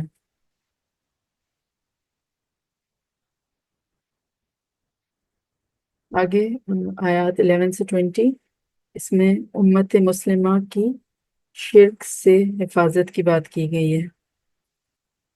اللہ کی بڑائی کو یہاں پہ اس طرح بیان کیا گیا ہے جو آیت نمبر 17 ہے، وَإِن يَمْسَسْكَ اللَّهُ بِضُرٍّ فَلَا كَاشِفَ لَهُ إِلَّا هُوَ وَإِن يَمْسَسْكَ بِخَيْرٍ فَهُوَ عَلَى كُلِّ شَيْءٍ قَدِيرٌ۔ اور اے نبی صلی اللہ علیہ وسلم، اگر اللہ آپ صلی اللہ علیہ وسلم کو دے کوئی تکلیف تو اسے اللہ کے سوا کوئی دور کرنے والا نہیں، اور اگر وہ آپ صلی اللہ علیہ وسلم کو عطا کرے کوئی بھلائی تو وہ ہر چیز پر قادر ہے۔ یہ آیت جو ہے یہ واضح کرتی ہے کہ اللہ کے رسول صلی اللہ علیہ وسلم عظیم ترین رسول ہونے کے باوجود اللہ کے بندے اور اس کے سامنے عاجز ہیں، وہ عبد ہیں، معبود نہیں ہیں۔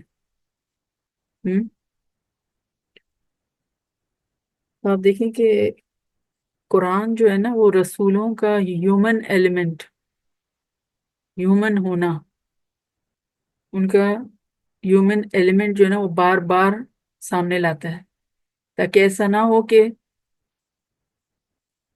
ان کو ماننے والے محبت میں غلف کر بیٹھیں، حد سے آگے نکل جائیں اور ان کو ہی خدا بنا لیں، ماننے لگیں، ان کو معبود بنا لیں۔ اور اگر ایسی آیات قرآن میں نہ ہوتی تو آپ دیکھیں کہ پھر میجورٹی آپ صلی اللہ علیہ وسلم کو جو ہے نا خدائی کا شریک قرار دے دیتی، جیسے یہودیوں اور عیسائیوں نے اپنے پیغمبروں کے ساتھ یہ ظلم کیا۔ اس کی وجہ یہ ہے کہ جتنی محبت ہمیں آپ صلی اللہ علیہ وسلم سے ہے اتنی محبت کسی امت کو اپنے نبی سے نہ تھی، اور پھر اسی ٹینڈنسی کو ہم کنٹرول نہیں کر پاتے اور ایکسیڈ کر جاتے ہیں، اور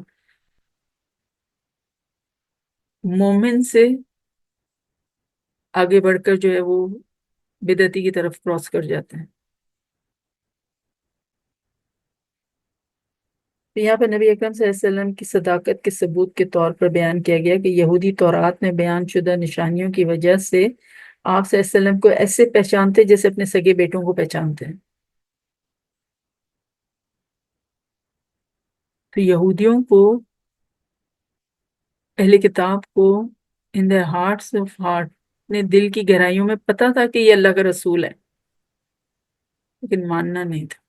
کیوں؟ کیونکہ ضد پر تھے، ہٹ دھرمی تھی، مان کے نہیں دیں گے۔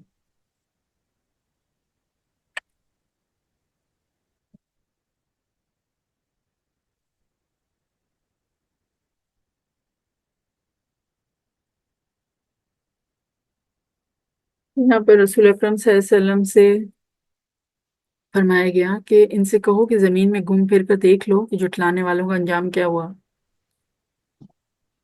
فرمایا ان سے پوچھ کہ زمین و آسمان کے خالق کو چھوڑ کر جو سب کو کھلاتا ہے میں کسی اور کو سرپرست بنا لوں؟ کہہ دو اگر میں اپنے رب کی نافرمانی کروں تو مجھے بھی بڑے دن کے عذاب کا خوف ہے۔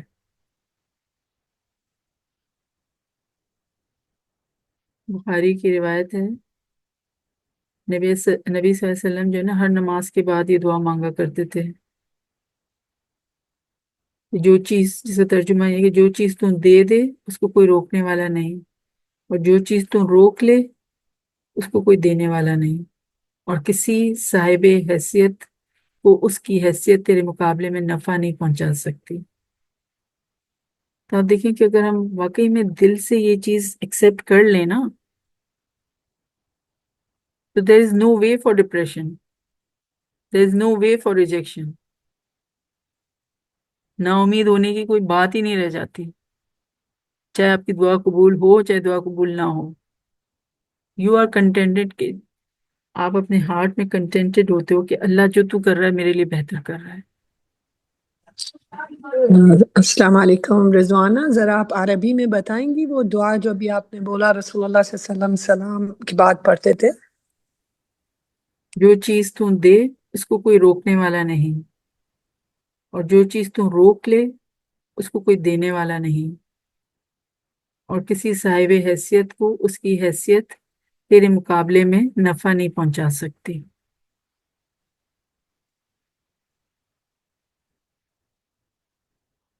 تو تمام خزانے اللہ کے پاس ہیں.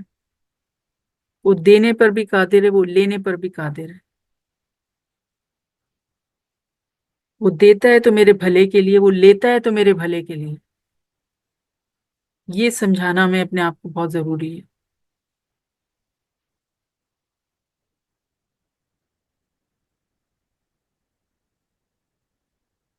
تو پوری دنیا بھی مخالف ہو تو اللہ کی مرضی کے بغیر آپ کا بال بیکا نہیں کر سکتی، اللہ کی مرضی کے بغیر کوئی نقصان نہیں پہنچا سکتی.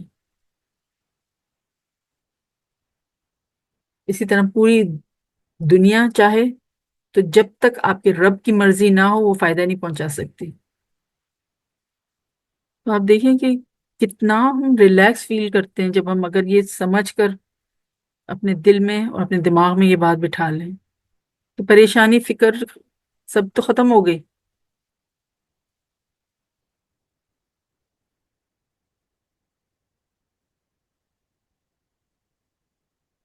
ہماری پریشانیاں، ہماری الجھنیں، ہماری مصیبتیں شروع ہی تب ہوتی ہیں جب ہم سب کام کا بیڑا اٹھا لیتے ہیں. ہم کچھ نہیں کر سکتے جب تک اللہ کی مرضی نہ ہو. تو دعا مومن کا ہتھیار ہے. ہر وقت اس ہتھیار سے اپنے آپ کو لیس رکھیں. 1-to-1 بیسس پر اللہ سے کانٹیکٹ رکھیں. دل ہی دل میں اللہ سے باتیں کرتے رہیں.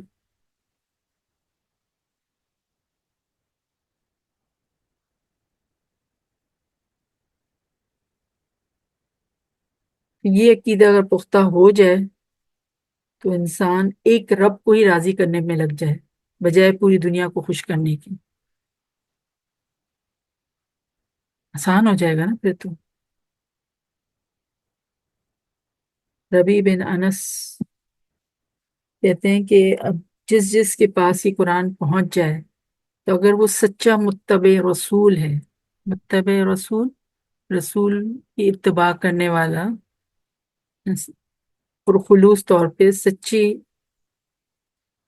سچا رسول کی اتباع کرنے والا ہے، تو اس کی ذمہ داری ہے کہ وہ بھی لوگوں کو اللہ کی طرف اس طرح بلائے جس طرح رسول اللہ صلی اللہ علیہ وسلم نے لوگوں کو دعوت دی، اور اس طرح ڈرائے جس طرح آپ صلی اللہ علیہ وسلم نے لوگوں کو ڈرایا. تو آپ تک کوئی خیر پہنچی ہے تو آپ پر لازم ہے کہ آپ دوسروں تک بھی یہ خیر پہنچائیں. اگر آپ کا دل ٹھک گیا ہے اس بات پر تو یس، کوشش کریں کہ اور لوگوں کا بھی دل ٹھکا دیں اس پہ.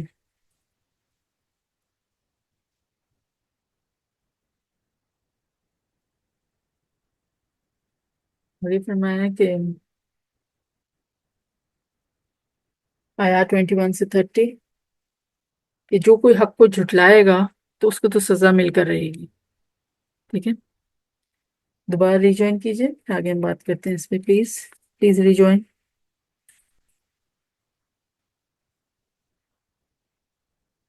سورہ نام آیات 21 سے 30، اور فرمایا کہ حق کو جھٹلانے کی سزا مل کر رہے گی. ٹھیک ہے، تو بتایا گیا کہ سرداران قریش جو ہیں وہ بظاہر تو غور سے نبی اکرم صلی اللہ علیہ وسلم سے قرآن کا بیان سنتے ہیں، لیکن بعد میں کہتے ہیں کہ یہ تو محض گزشتہ قوموں کی داستانوں کا بیان ہے. وہ خود بھی گمراہ ہوتے ہیں اور دوسروں کو بھی گمراہ کرتے ہیں. دعویٰ کرتے ہیں کہ اصل زندگی بس دنیا ہی کی ہے اور اس کے بعد کوئی زندگی نہیں. کاش وہ تصور کریں جب روز قیامت اللہ کے سامنے کھڑے ہوں گے. اللہ پوچھے گا کہ کیا آخرت کی زندگی حق ہے یا نہیں. دنیا میں تو جھٹلاتے تھے، کہتے تھے نہیں، مرنے کے بعد کوئی نہیں کھڑا وڑا ہونا. تو اللہ تعالیٰ پوچھے گا کہ اب یہ کیا ہے، اب کہاں کھڑے ہو. یہ کیا ہے، آخرت کی زندگی حق ہے یا نہیں ہے؟ وہ کہیں گے کہ بالکل حق ہے، لیکن اس وقت حق کو مان لینا کوئی فائدہ نہ دے نا، انہیں حق کو جھٹلانے کی سزا مل کر رہے گی۔ تو ایمان کا دعویٰ کرنا اس ٹائم باؤنڈ، اس دنیا میں رہتے رہتے ایمان لے آؤ۔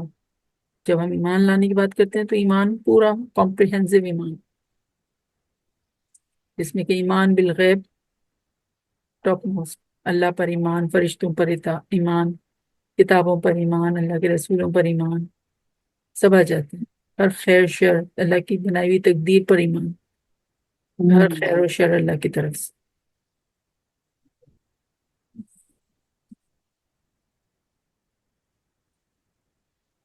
مشرکوں سے جب قیامت کے دن ہم پوچھیں گے کہ تمہارے وہ شریک کہاں ہیں جن پر تم کو بڑا زوم تھا، تم کو بڑا ناز تھا، تو وہاں وہ یوں کہہ کے چھوٹنا چاہیں گے کہ اللہ کی قسم ہم تو مشرک تھے ہی نہیں، تو دنیا میں چھوٹ جاتے تھے جھوٹ بول کے، تو اللہ کے سامنے بھی وہی عادت ان کی پریویل کرے گی۔ فرمایا کہ کافر اور مشرک دنیا میں تو اللہ کی آیتوں کو جھٹلاتے ہیں، لیکن جب آخرت میں انہیں جہنم پر لے جا کر کھڑا کر دیا جائے گا تو حسرت کے ساتھ کہیں گے کہ کاش ہمیں پھر دنیا میں بھیجا جائے تو ہم اپنے رب کی آیتوں کو نہیں جھٹلائیں گے اور مومن بن جائیں گے۔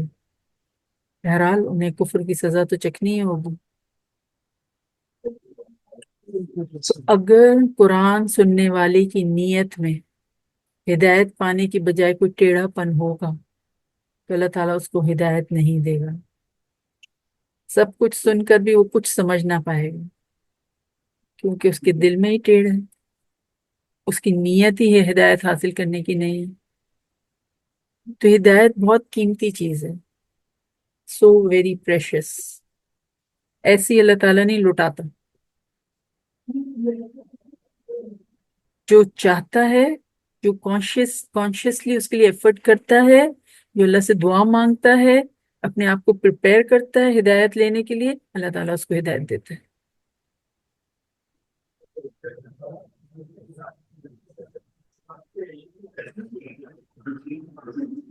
آگے آیات 31 سے 41۔ جلدی میں ہم کر لیتے ہیں، بیگ لمبا پڑا دیا نا، تو دیر سے شروع کریں گے۔ جو معجزہ دکھانے کا مطالبہ ہے نا، اس پر بات کی گئی ہے یہاں پر، بہت ہی جس کو کہنا چاہیے سینسیٹیو ٹاپک ہے، نازک مضمون۔ مشرکین مکہ نبی اکرم صلی اللہ علیہ وسلم سے مطالبہ کرتے تھے کہ اگر آپ اللہ کے سچے رسول ہیں تو ہماری فرمائش کے مطابق معجزہ دکھائیے۔ تو آپ صلی اللہ علیہ وسلم اللہ سے دعا مانگتے تھے کہ ان کی خواہش کے مطابق معجزہ دکھا دیا جائے، شاید وہ ایمان لے آئیں، کیونکہ آپ صلی اللہ علیہ وسلم تو خیر خواہ تھے نا، آپ تو سنسیئرلی چاہتے تھے کہ کسی طرح یہ ایمان لے آئیں اور آخرت میں برے انجام سے بچ جائیں، اپنے اعمال کی اصلاح کر لیں۔ تو انہوں نے یہ کنڈیشن لگائی تھی کہ نہیں، آپ کوئی معجزہ دکھائیں پھر ہم بات مانیں گے۔ تو آپ صلی اللہ علیہ وسلم کے دل میں یہ خواہش ہوتی تھی کہ اللہ تعالیٰ کوئی معجزہ نازل کر دے تاکہ یہ بات مان جائے۔ اس پر اللہ تعالیٰ نے سختی سے کیا فرمایا کہ ایسا بالکل نہیں کیا جائے گا۔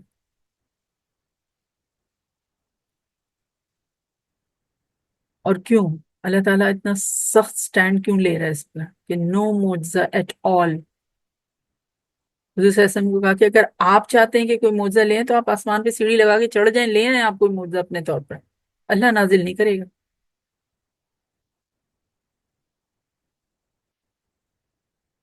کیوں؟ کہ اللہ نوز اٹ کہ کیا ان کا کیلیبر ہے، یہ جو معجزے مانگ رہے ہیں۔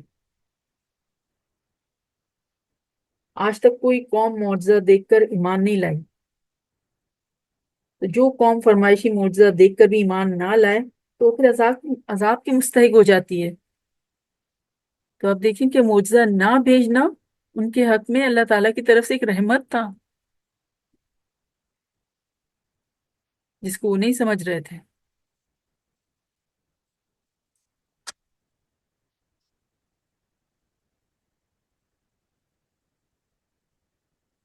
معجزہ دکھانا قوم کے لیے ایک نازک معاملہ ہے۔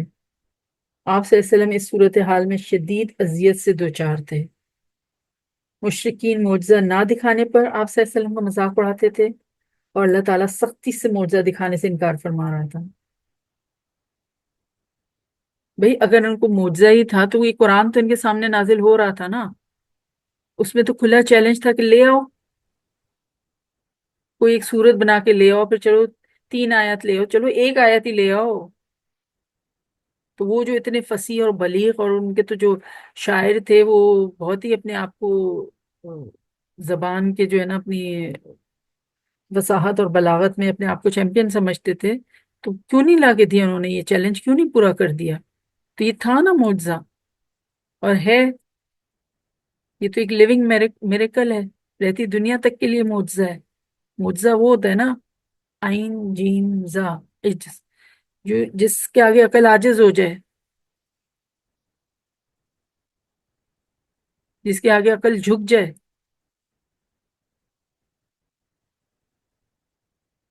جس کی سپیریورٹی کو عقل تسلیم کر لے۔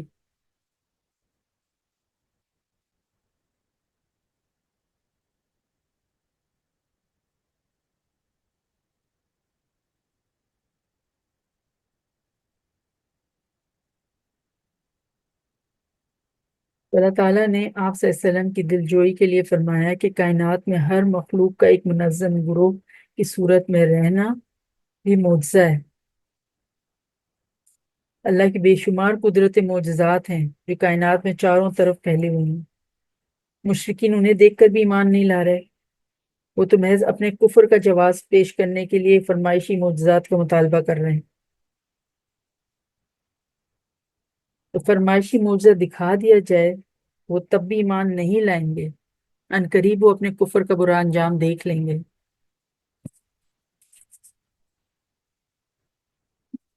یہاں پہ نبی اکرم صلی اللہ علیہ وسلم کو تسلی دی جا رہی ہے کہ یہ ظالم جو آپ کو جھٹلا رہے ہیں تو یہ کوئی نئی بات نہیں ہے، آپ سے پہلے کے پیغمبروں کو بھی جھٹلایا گیا تھا، تو انہوں نے اس پر اور کافروں کی ایذا رسانیوں پر صبر کیا، یہاں تک کہ ہماری مدد ان کو پہنچ گئی۔ لہذا آپ صلی اللہ علیہ وسلم بھی دل برداشتہ نہ ہو اور صبر سے کام لیں۔ عقل والے دنیا کی حقیقت کو پا لیتے ہیں، اور کیا حقیقت ہے اس دنیا کی؟ یہ ایک ٹیمپرری ابورڈ ہے، یہ ایک وقتی ٹھکانہ ہے، ایک ٹرانزٹ لاؤنج ہے، ایک گزرگاہ ہے۔ یہاں کے فائدے چھوٹے اور نقصان بھی چھوٹے ہوتے ہیں۔ اصل کامیابی، اصل نقصان آخرت کا ہوتا ہے، اس کے لیے زیادہ فکر مند ہونا چاہیے۔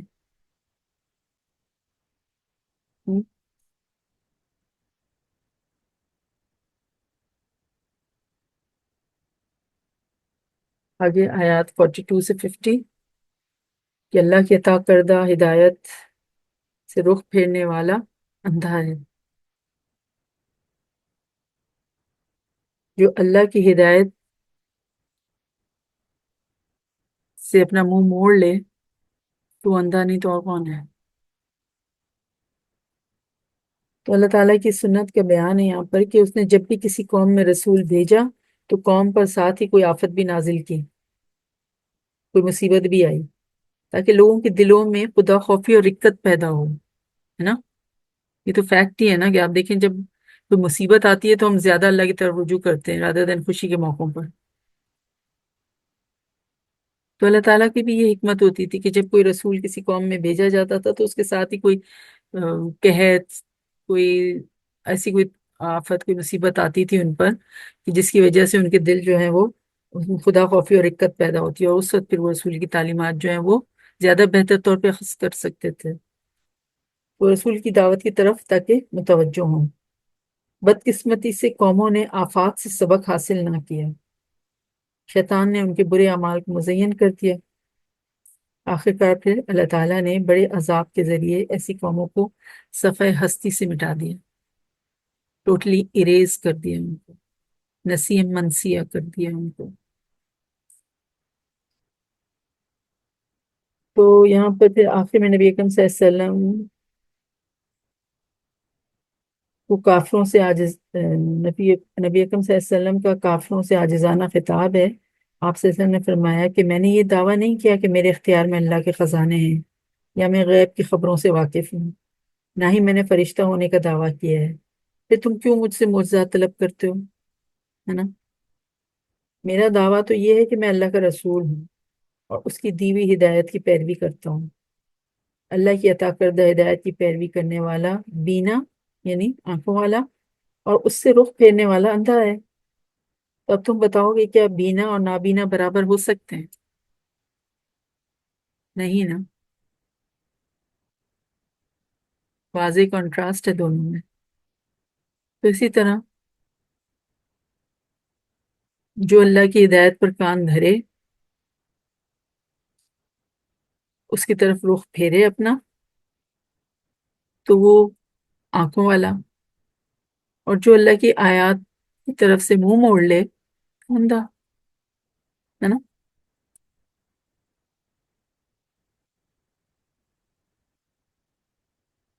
تو اللہ تعالیٰ فرماتا ہے کہ گزشتہ پیغمبروں کی امتوں کو ہم نے تنگی اور بدحالی میں گرفتار کیا تھا کہ وہ عاجزی کریں، لیکن ان کے دل سخت ہو گئے۔ پھر جب ہم نے ان کو خوشحالی کے ذریعے آزمایا تو وہ اترانے لگے۔ آخر ہم نے اچانک ان کو گرفت میں لے لیا اور ظالموں کی جڑ کاٹ دی ہم نے۔ تو فرمایا کہ اے نبی صلی اللہ علیہ وسلم ان سے کہہ دو کہ جو لوگ پیغمبروں کی تعلیمات پر ایمان لاتے ہیں وہ اپنے عمل درست کر لیتے ہیں، وہ امن اور خوشی کے مستحق ہیں، اور ایمان نہ لانے والے سزا کے حقدار ہیں۔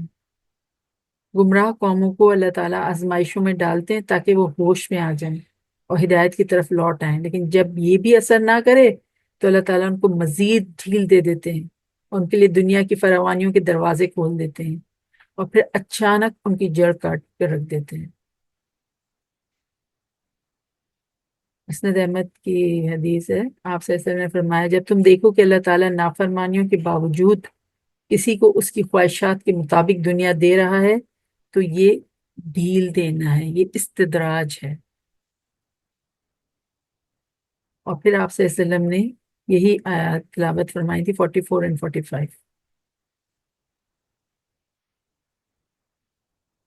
ہم کہتے ہیں کہ پتہ نہیں، دیکھنے میں تو ایسے ہی لگتے ہیں، پتہ نہیں اتنی دنیا کیوں ان پر کھلی جا رہی ہے، اللہ کو ان کی کیا ادا پسند آ رہی ہے کہ اتنا جو ہے یہ ان کو ریل پیل میں رکھا ہوا ہے۔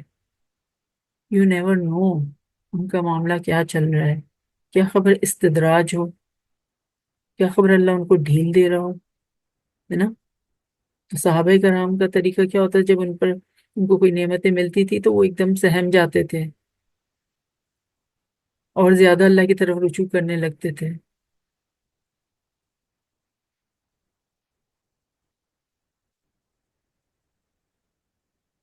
تو اللہ کی طرف بلانے والے بھی مبلغ نہ کوئی قدرت اور طاقت رکھتے ہیں، نہ ان کے پاس غیب کا علم ہوتا ہے۔ جیسے رسول اللہ صلی اللہ علیہ وسلم نے کہا نا، اب اس کے بعد جو بھی کوئی آپ صلی اللہ علیہ وسلم کی تعلیم اور تبلیغ کا کام کرے گا، آپ کی سنت پر عمل کرے گا، تو اس کے لیے بھی یہ اپلیکیبل ہے کہ وہ کوئی قدرت نہیں رکھتے، وہ کوئی طاقت نہیں رکھتے، نہ ان کے پاس غیب کا علم ہوتا ہے، اور نہ ہی وہ فرشتے ہوتے ہیں کہ کوئی گناہ ہی نہ کریں۔ وہ تو صرف اللہ کا پیغام آگے پہنچانے والے ہوتے ہیں، ہے نا؟ ابو داؤد کی حدیث سے آپ صلی اللہ علیہ وسلم نے فرمایا کہ خبردار، مجھے کتاب کے ساتھ اس کی مثل بھی دیا گیا ہے، اور یہ مثل حدیث رسول صلی اللہ علیہ وسلم ہی ہے۔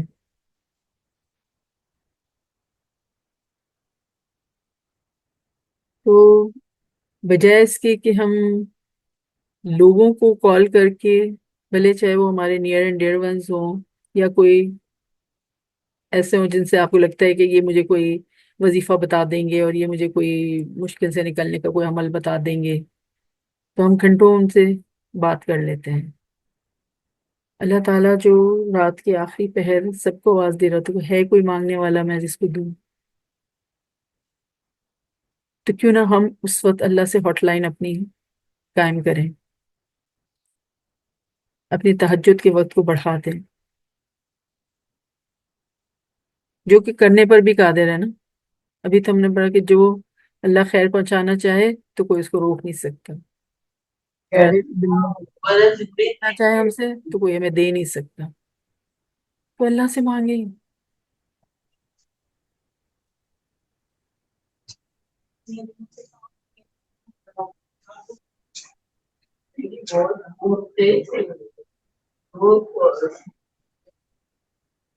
آگے جو ہے آیات 51 سے 55 فرمائے کہ اللہ کن پر مہربان ہوتا ہے.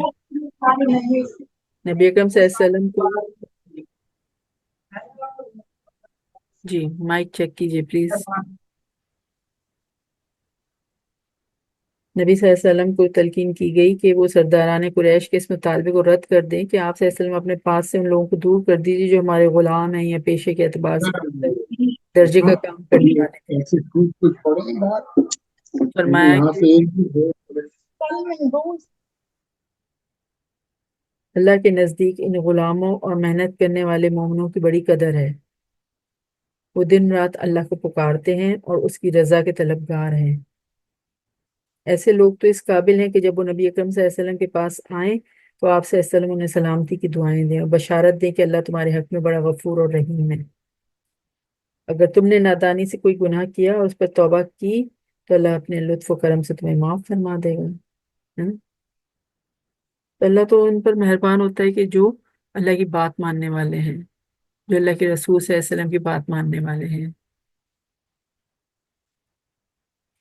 آیات 56 سے 60 یہاں پہ فرمایا کہ باطل کے ساتھ سمجھوتا نہیں ہو سکتا. نو کمپرومائز. ہے نا؟ سرداران قریش کے اس مطالبے کو مسترد کرنے کا حکم ہے جس کے تحت وہ نبی اکرم صلی اللہ علیہ وسلم کو ایک سمجھوتے اور مفاہمت کی دعوت دے رہے تھے. اور وہ مفاہمت یہ تھی، وہ کمپرومائز پالیسی یہ تھی کہ آپ صلی اللہ علیہ وسلم ایک سال تک ہمارے بتوں کی عبادت کریں، پھر ہم ایک سال تک آپ کے معبود واحد کی عبادت کریں گے.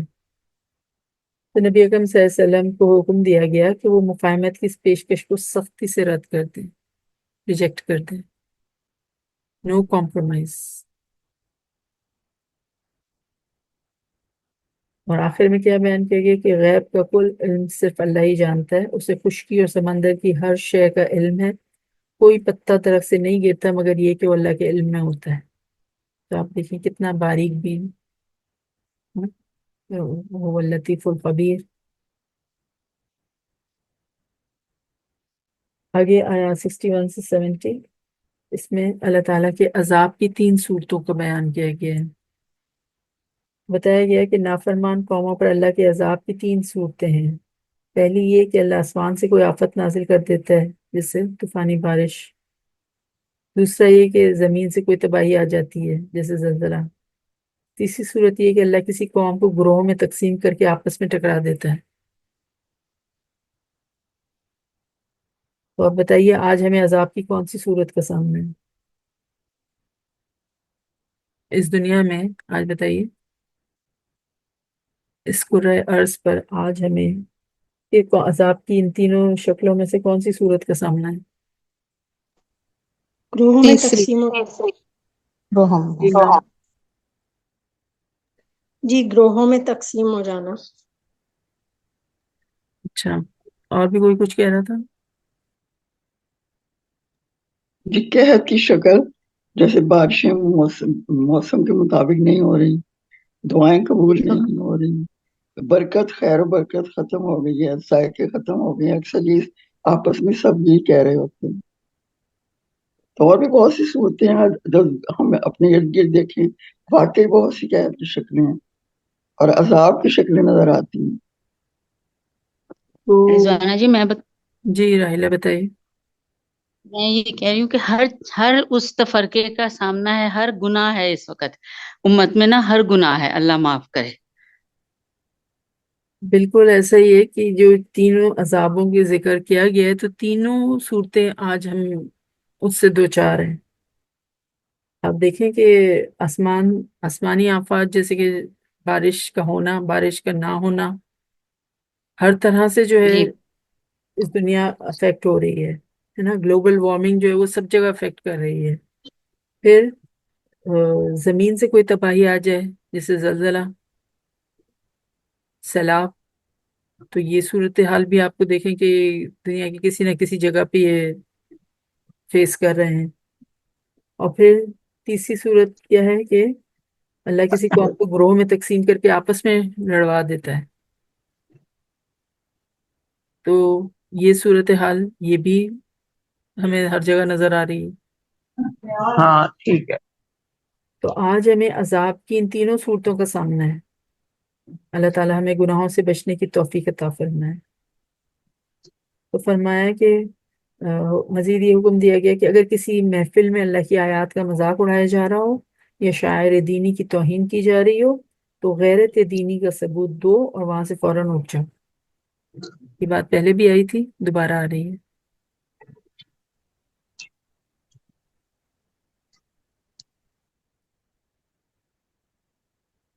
تو اللہ تعالیٰ اپنے بندوں پر پوری طرح غالب ہے اور وہ تمہاری نگرانی کرنے والے فرشتے بھیجتا رہتا ہے.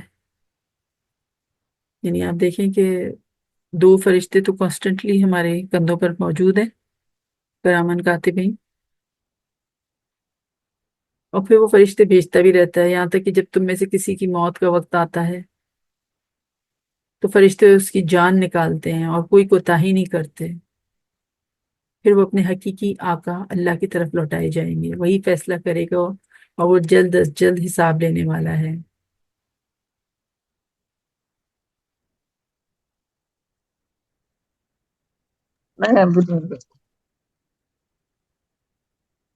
کہ دعا مانگنے کے آداب میں سے ایک ادب یہ ہے کہ چپکے چپکے اور گڑ گڑا کر مانگنا چاہیے.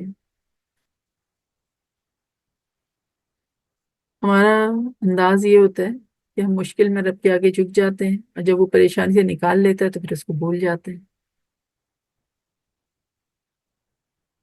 تو ہر حال میں اللہ کو یاد رکھنا ہے. تو یہ جو محفلوں کی بات کی گئی کہ جو لوگ اللہ کی آیات میں فالتو بحثیں کریں تو ان سے اعراض کرنا ہے، اگر بھول جائیں تو جو ہی خیال آئے تو اٹھ کھڑے ہونا چاہیے. تو ایسی مجلسوں میں اصلاح کی نیت سے جانا ٹھیک ہے، ورنہ ادروائز آپ اپنا ہیڈ کاؤنٹ نہیں دیں وہاں پر. آگے آیات 71 سے 83 یہاں پر جو ہے فرمایا کہ ڈوبنے والے جو ہے نا وہ معبود نہیں ہو سکتے. تو اس تدبیر کا ذکر ہے جس کے ذریعے ابراہیم علیہ السلام نے ستارہ پرستوں، چاند پرستوں، سورج پرستوں کو توحید کی پہچان کروانے کی کوشش کی. ابراہیم علیہ السلام کا ذکر بیچ میں سے کیوں آ رہا ہے؟ کیونکہ وہ توحید پرست تھے، ہے نا، فوکس تھے. اور یہاں پر جو ہے مشرکین مکہ ہی کو ایڈریس کیا جا رہا ہے نا، وہ ان کو اپنا انسسٹر مانتے تھے، ہے نا، دین ابراہیمی پر ہونے کا دعویٰ کرتے تھے. تو ابراہیم علیہ السلام نے ستارہ دیکھا تو کہا کہ یہ میرا رب ہے. جب وہ ڈوب گیا تو کہا کہ جو خود ڈوب گیا وہ مجھے کیا عروج دے گا. جب چاند کو دیکھا تو کہا کہ یہ میرا رب ہے. جب چاند بھی ڈوب گیا تو فرمایا جب تک میرا رب مجھے ہدایت نہ دے میں صحیح معبود کی معرفت حاصل نہیں کر سکتا. جب سورج کو دیکھا تو کہا کہ ہاں یہ میرا رب ہے کیونکہ یہ سب سے بڑا ہے. جب سورج بھی ڈوب گیا تو اعلان کیا کہ میں اعلان برات کرتا ہوں ستاروں، چاند اور سورج کو معبود ماننے سے. میں اپنا رخ کرتا ہوں اس ہستی کی طرف جو ستاروں، چاند اور سورج کو بنانے والی ہے نا. تو اس طرح سے انہوں نے ان کے ذہنوں کو جھنجھوڑا توحید کی پر عمل کرنے کے لیے، توحید پر یقین کرنے کے لیے. ابراہیم علیہ السلام نے اپنے باپ آزر کو بھی بت پرستی پر ٹوکا. اور یہاں پر جو ہے نبی اکرم صلی اللہ علیہ وسلم کو اور مومنوں کو ہدایت دی گئی ہے کہ کافروں سے کہہ دیں کہ ہم اللہ کی طرف سے ہدایت پانے کے بعد گمراہی کیسے اختیار کر سکتے ہیں کہ شرک کرنے لگیں. تو ابراہیم علیہ السلام کا جو واقعہ میں بیان ہوا ہے وہ مشاہدہ حق کا واقعہ ہے. قوم کے ساتھ ساتھ انہوں نے اپنے باپ کا راستہ بھی چھوڑا، ہے نا، لیکن بد اخلاقی کہیں پہ بھی نظر نہیں آتی. بہت ہی احسن طریقے سے ان تک اپنا میسج پہنچا کر اور پھر ان سے اپنے آپ کو الگ کر لیا. بہت خوبصورتی سے لوگوں کی عقل کو کائنات سے دلائل دے کر جھنجھوڑ رہے ہیں. قرآن میں بھی مکی صورتوں میں آپ دیکھیں کہ کائنات سے کئی دلائل دیے گئے ہیں تاکہ انسان اپنے حواس خمسہ اور عقل کو استعمال کر کے حق کو ڈسکور کرے، حق کو پالے. یاد رکھیں کہ شرک کرنے والوں کے پاس نا کوئی حجت، کوئی لاجک، کوئی دلیل ایسی نہیں ہوتی جو انسان کی عقل پر چھا جائے. وہ تو محض توہم پرستی، رسم و رواج کی پابندی کر رہے ہوتے ہیں، جبکہ جو توحید پرست ہوتا ہے اس کا تو سینہ ٹھکا ہوا ہوتا ہے، اس کے پاس مضبوط دلائل ہوتے ہیں کہ میں کیوں توحید پر جمع ہوا ہوں۔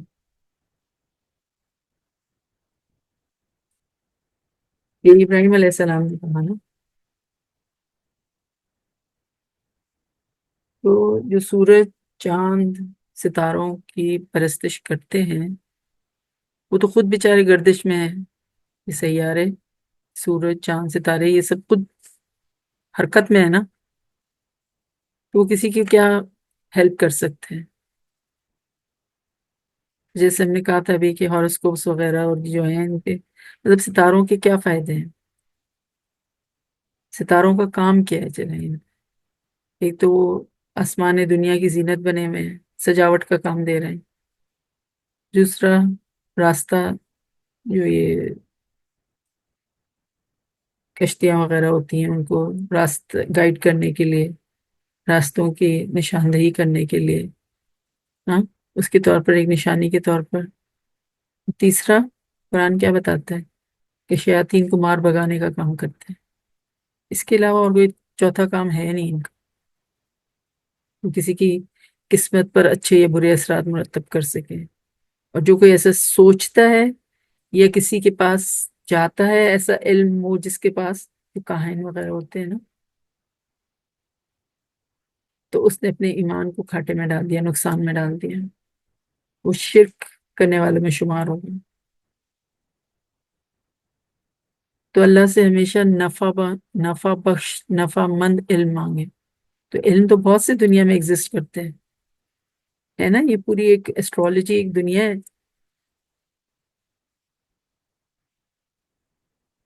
صرف وہ علم مانگے اللہ سے کہ اللہ جو مجھے نفع دے، جو میرے لیے دنیا اور آخرت میں فائدہ مند ثابت ہو۔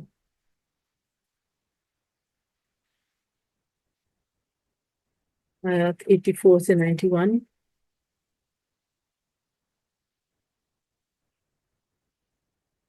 نبی ہمیشہ عقیدہ توحید پر ہی ہوتا ہے، ٹھیک ہے۔ یہاں پہ واضح کیا گیا کہ حضرت ابراہیم علیہ السلام پر کوئی ایسا دور نہیں گزرا کہ وہ اللہ کے سوا کسی اور کو رب مان رہے ہوں۔ تو یہ تو ایک دلیل تھی جو اللہ نے حضرت ابراہیم علیہ السلام کو سکھائی تھی، تاکہ وہ اپنی قوم کو عقیدہ توحید تک پہنچا دیں اور شرک کی گمراہی ان پر واضح کر دیں۔ یہاں پر کئی انبیاء کے تذکرے کے بعد فرمایا، تقریباً 18 انبیاء کا ذکر ہے کہ اگر وہ بھی شرک کرتے تو اللہ انہیں ان کی نیکیوں کے اجر سے محروم کر دیتا۔ تو نبی اکرم صلی اللہ علیہ وسلم کو بشارت دی گئی کہ اگر مکہ والے آپ کی دعوت کی ناقدری کر رہے ہیں تو اللہ نے ایک اور قوم کے لیے طے کر دیا ہے کہ وہ قرآن کی ناقدری نہیں کریں گے، اور یہ دراصل اہل مدینہ کی خوش نصیبی کی طرف اشارہ تھا۔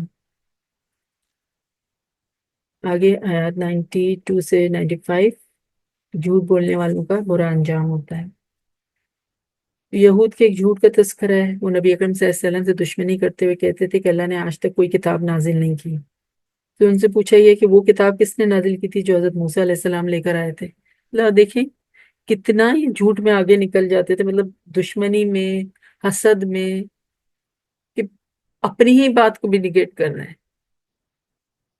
تو جب انہوں نے کہا کہ اللہ نے آج تک تو کوئی کتاب نازل نہیں، تو ان سے پوچھا گیا کہ وہ کتاب کس نے نازل کی تھی جو حضرت موسیٰ علیہ السلام لے کر آئے تھے؟ پہلے وہ کتاب ہدایت تھی اور اب قرآن ہدایت کی کتاب ہے۔ عنقریب جھوٹ بولنے والے پر موت کی سختی آئے گی، اور موت دینے والے فرشتے کہیں گے کہ آج تم اپنی غلط بیانی اور تکبر کی پاداش میں گھن دینے والے عذاب کو مزہ چکھو۔ اور یہیں سے ہی اسکالرز جو ہے نا وہ عذاب قبر کی بھی دلیل لیتے ہیں۔ جب فرشتے آئیں گے ان سے تو کہیں گے کیا، جب ان کی روح قبض کرنے آئیں گے تو کیا کہیں گے کہ آج تم جو ہے اپنی غلط بیانی اور تکبر کی وجہ سے جلنے والے عذاب کا مزہ چکھو۔ تو آج کا دن تو کون سا دن ہوگا جس دن ان کی جان لی جا رہی ہوگی، دنیا کی زندگی ختم ہو رہی ہوگی اور قبر کی زندگی شروع ہو رہی ہے، جو برزخ کی زندگی ہے، جو دنیا اور آخرت کی زندگی کے بیچ کی جو زندگی ہے وہ برزخ کی زندگی ہے نا۔ تو آج یہ مزہ چکھو، تو آج تو ایک قبر کا عذاب ہی ہے جو ان پہ نازل ہوگا، ہے نا۔ تو یہ جو ہے اس کی دلیل ہے یہاں پہ۔ پھر آگے فرمایا آیات 96 سے 101، اللہ کی بے مثال نعمتیں اور قدرتیں. تو اللہ تعالیٰ کی نعمتوں اور قدرتوں کا بیان ہے یہاں پہ. اللہ ہی ہے جو بیج اور دانے کو پھاڑ کر اس میں سے پودے اور درخت نکالتا ہے، مردہ کو زندہ اور زندہ کو مردہ کرتا ہے. اسی نے آسمان، سورج، چاند اور ستارے بنائے، انسان کو تخلیق کیا اور اس کی تمام ضروریات کا انتظام کیا، بارش برسائی اور اس سے طرح طرح کے نباتات، سبزیاں اور پھل پیدا کیے. بلا شبہ ان قدرتوں میں ایمان لانے والوں کے لیے نشانیاں ہیں. لوگوں کی بے انصافی یہ ہے کہ انہوں نے جنات کو اللہ کا شریک ٹھہرا دیا، حالانکہ وہ اللہ کی مخلوق ہے. تو بلا شبہ اللہ تعالیٰ ہر شرک سے پاک ہے.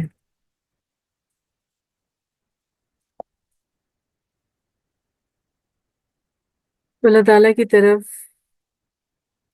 سے جو ہے غور و فکر کی دعوت دی جا رہی ہے.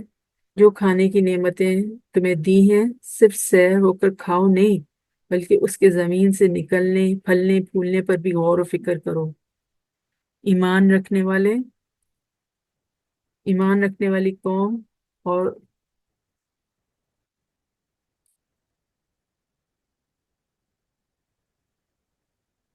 ایمان رکھنے والی قوم کو اس میں کئی دلائل ملیں گے کہ ان کو مٹی سے نکالنے والا ایک ہی مٹی سے کئی اقسام کے پودے، ہر پھل کا ذائقہ، رنگ، فائدہ، خوشبو، تاثیر مختلف ہے.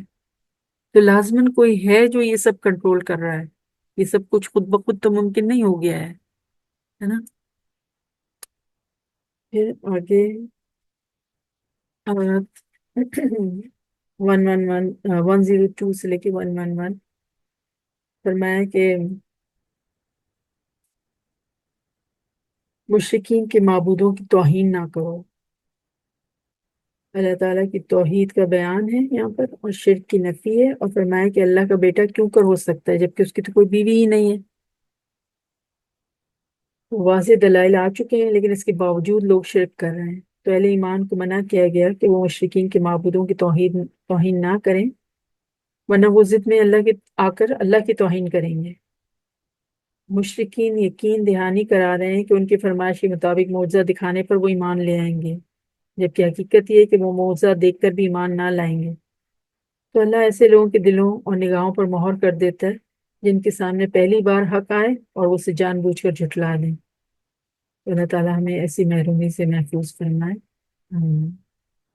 الحمد للہ. اور ساتوں پڑھنا مکمل ہوا.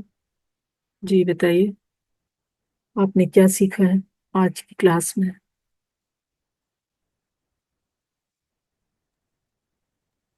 باجی علم کی بہت کمی ہے، بس اللہ سے یہی دعا ہے. جی السلام علیکم. جی السلام علیکم. وعلیکم السلام. جی رضوانہ، آج کلاس میں ایک ہی بات مجھے مطلب پتہ لگی جو اس سے پہلے میرے علم میں نہیں تھی. سوری آپ دوبارہ بولیں ناظرین. ایک نئی بات میرے علم میں آئی ہے جو پہلے میرے علم میں تھی، لیکن مطلب اتنی مطلب اندازہ نہیں تھا، اتنی اس طرح سے ہائی لائٹ نہیں کی تھی جیسے آپ نے بتایا کہ ہم رزق کو یہ ہم دنیاوی رزق سمجھتے ہیں، ہاں ہاں ہم کھاتے پیتے ہیں، لیکن آج آپ نے جس طرح سے بتایا کہ رزق دو طرح کے ہوتے ہیں. ایک یہ رزق جو ہمارا روحانی ہوتا ہے اور ایک بات ہوتا ہے. صحیح. تو اس سے مجھے اندازہ ہوا کہ واقعی آپ مطلب اللہ تعالیٰ کی کتنی بڑی نعمت ہے یہ کہ اللہ تعالیٰ نے اس کو بھی رزق کے طور پہ بنایا ہے ہماری روح کے نا. صحیح. تو یہ بات آج میرے کو بڑے اچھے سے سمجھ آ گئی نا. تو الحمدللہ. میں جی الحمدللہ بڑی شکر گزار ہوں آپ کی کہ آپ نے بہت اچھے سے میری نالج میں اضافہ ہوا ہے نا آج، بہت الحمدللہ. قیمتی. الحمدللہ. جی اوکے. جی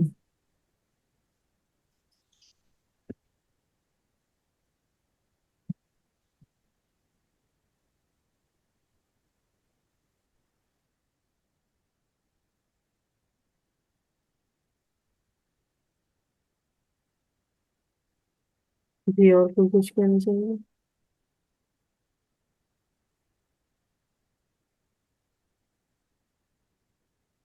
یہ جو سورہ نام کی آیت نمبر 91 ہے نا، وہ مینشن میں کرنا بھول گئی تھی آپ کو کہ بہت پیاری آیت ہے، اور جو جس کو کہنا چاہیے کہ جس کو थॉट प्रोवोकिंग कि वमा कदरुल्लाह हक़्क़ क़द्रिही, उन्होंने अल्लाह ताला की कदर ही नहीं पहचानी जैसा कि उसकी कदर पहचानने का हक है।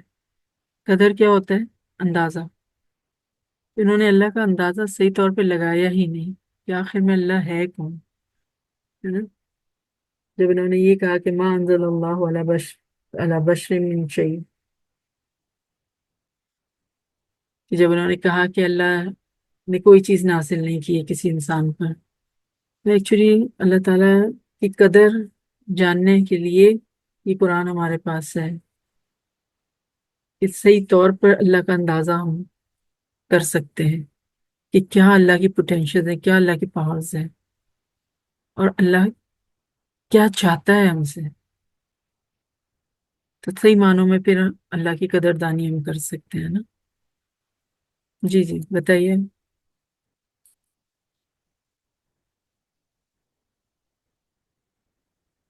मतलब या तो मैसेज अक्रॉस होता नहीं है, आप तक सही तरह मैसेज पहुंच नहीं रहा, या मैसेज पहुंच रहा है तो फिर समझ सही तौर पे नहीं आ रहा, वरना तो each one and every one of you should come up with कि अच्छा हाँ ये आज ये समझ आया, आज ये लेसन मिला। जी सतत बताइए। नहीं बाजी, बिल्कुल अच्छी तरह समझ आ रहा है, और एक लेसन नहीं बल्कि बहुत सारी बातें हम्म, पता चल रही हैं। इसमें और गुम हो आज जाता जो है कि कौन सी बात को उठाया है ना, ये भी हो सकता है। नहीं, मैं आज मुझे जो बात आपने कही ना कि क्या हम अल्लाह से राजी हैं, तो वो मैं वही सोच रही थी कि बिल्कुल अल्हम्दुलिल्लाह अल्लाह से राजी हैं। लेकिन हदीस अच्छा अल्लाह ने हमें कितना कुछ दिया है, और पिछले जैसे अभी थोड़े महीने बहुत अच्छी तरह मैं आज कुछ मांगती हूँ तो मैं अल्लाह के सामने इतना वो हो जाती हूँ कि क्या आज भी मैं इतनी वो हूँ कि अभी भी मैं मांग रही हूँ कि अल्लाह ने इतना कुछ दिया हुआ है हमें, फिर भी हम झोली फैला के उसके सामने खड़े हो जाते हैं। वो तो अल्हम्दुलिल्लाह अल्लाह अल्लाह को का शुक्र पसंद है सदैव। अल्लाह से नहीं मांगेंगे तो अल्लाह नाराज हो जाएगा। हाँ दुनिया के नहीं, तो वो उसूल तो ही है कि आप है, जिससे एक लेकिन दफा मैं मांगे, तो दो दफा मांगे तो वो नाराज हो जाते हैं कि भाई क्या तुमने तो एक ही देख लिया है, नहीं, हमें इतना मैं और ना नवाज मांगोगे। दिया है कि मैं इसको मैं जरूरत ही ऐसे नहीं। शर्मिंदा होती हूँ कि अल्लाह को तो मैं राजी कर ही नहीं पाती हूँ, वो तो है और मैं अल्लाह के सामने मांगने के लिए खड़ी हो जाती हूँ। वाकई में। मतलब हम इन रिटर्न अल्लाह को क्या देते हैं, और अल्लाह से हम्म, एक्सपेक्टेशंस हमारी बहुत है।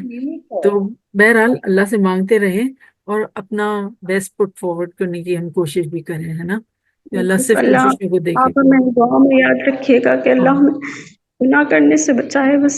आमीन। जी अस्सलाम वालेकुम रिजवाना आपा। वालेकुम। रिजवाना आपा, आपने वो जो हदीस कोट करा था हुजूर सल्लल्लाहु अलैहि वसल्लम का, उसका अरबी बताएंगी मुझे? कौन सी दुआ जो हदीस? आप अभी अच्छा आपने हदीस कोट किया था ना हुजूर जी जी सल्लल्लाहु जी अलैहि वसल्लम नमाज के बाद, कि क्या चीज हमें फायदा पहुंचाती है और क्या नहीं, उसका अरबी दुआ जो था जी जी। वो आप वो मेरे मुझे पास अभी बताएंगे?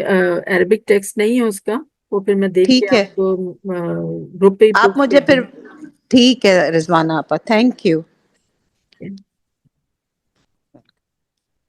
इंशाल्लाह। और बताइए। वो कर देंगे, अभी है नहीं। जी अल्हम्दुलिल्लाह, हम क्लास ओवर करते हैं अपनी। वमा अलैना इल्लल बलाग। सुब्हानल्लाहि व बिहम्दिही सुब्हानल्लाहिल अज़ीम। अल्लाहुम्मा सल्लि अला मुहम्मदिन व अला आलि मुहम्मदिन व बारिक वसल्लम। अल्लाहुम्मा अजअल फी क़ल्बी नूरन व फी बसरी नूरन व फी समई नूरन व अन यमीनी नूरन व अन यसारी नूरन व फौकी नूरन व तहती नूरन व अमामी नूरन व खल्फी नूरन वजअल ली नूरन वफ़ी लिसानी नूरन व असबी नूरन व लहमी नूरन व दमी नूरन व शअरी नूरन व बशरी नूरन वजअल फी नफ्सी नूरन व अज़िम ली नूरन अल्लाहुम्मा आतिनी नूरन। ए अल्लाह, कर दे मेरे दिल में नूर और मेरी आंखों में नूर और मेरे कानों में नूर और मेरे दाएं नूर और मेरे बाएं नूर और मेरे ऊपर नूर और मेरे नीचे नूर और मेरे आगे नूर और मेरे पीछे नूर, और कर दे मेरे लिए नूर और मेरी जबान में नूर, और कर दे मेरे पट्टे नूरानी اور میرا گوشت نورانی، اور میرا خون نورانی، اور میرے بال نورانی، اور میرا بدن نورانی، اور میرے کیا کرتے تھے اللہم بارک لنا فی رجب مجھے نور عطا فرما۔ آمین ثم آمین یا رب العالمین۔ اللہم صلی علی محمد وعلی آل محمد مبارک وسلم۔ سبحانک اللہم وبحمدک، نشہد ان لا الہ الا انت، نستغفرک ونتوب الیک۔ سبحان ربک رب العزت عما یصفون وسلام علی المرسلین والحمد للہ رب العالمین۔ جزاکم اللہ خیرا کثیرا۔ السلام علیکم ورحمۃ اللہ وبرکاتہ۔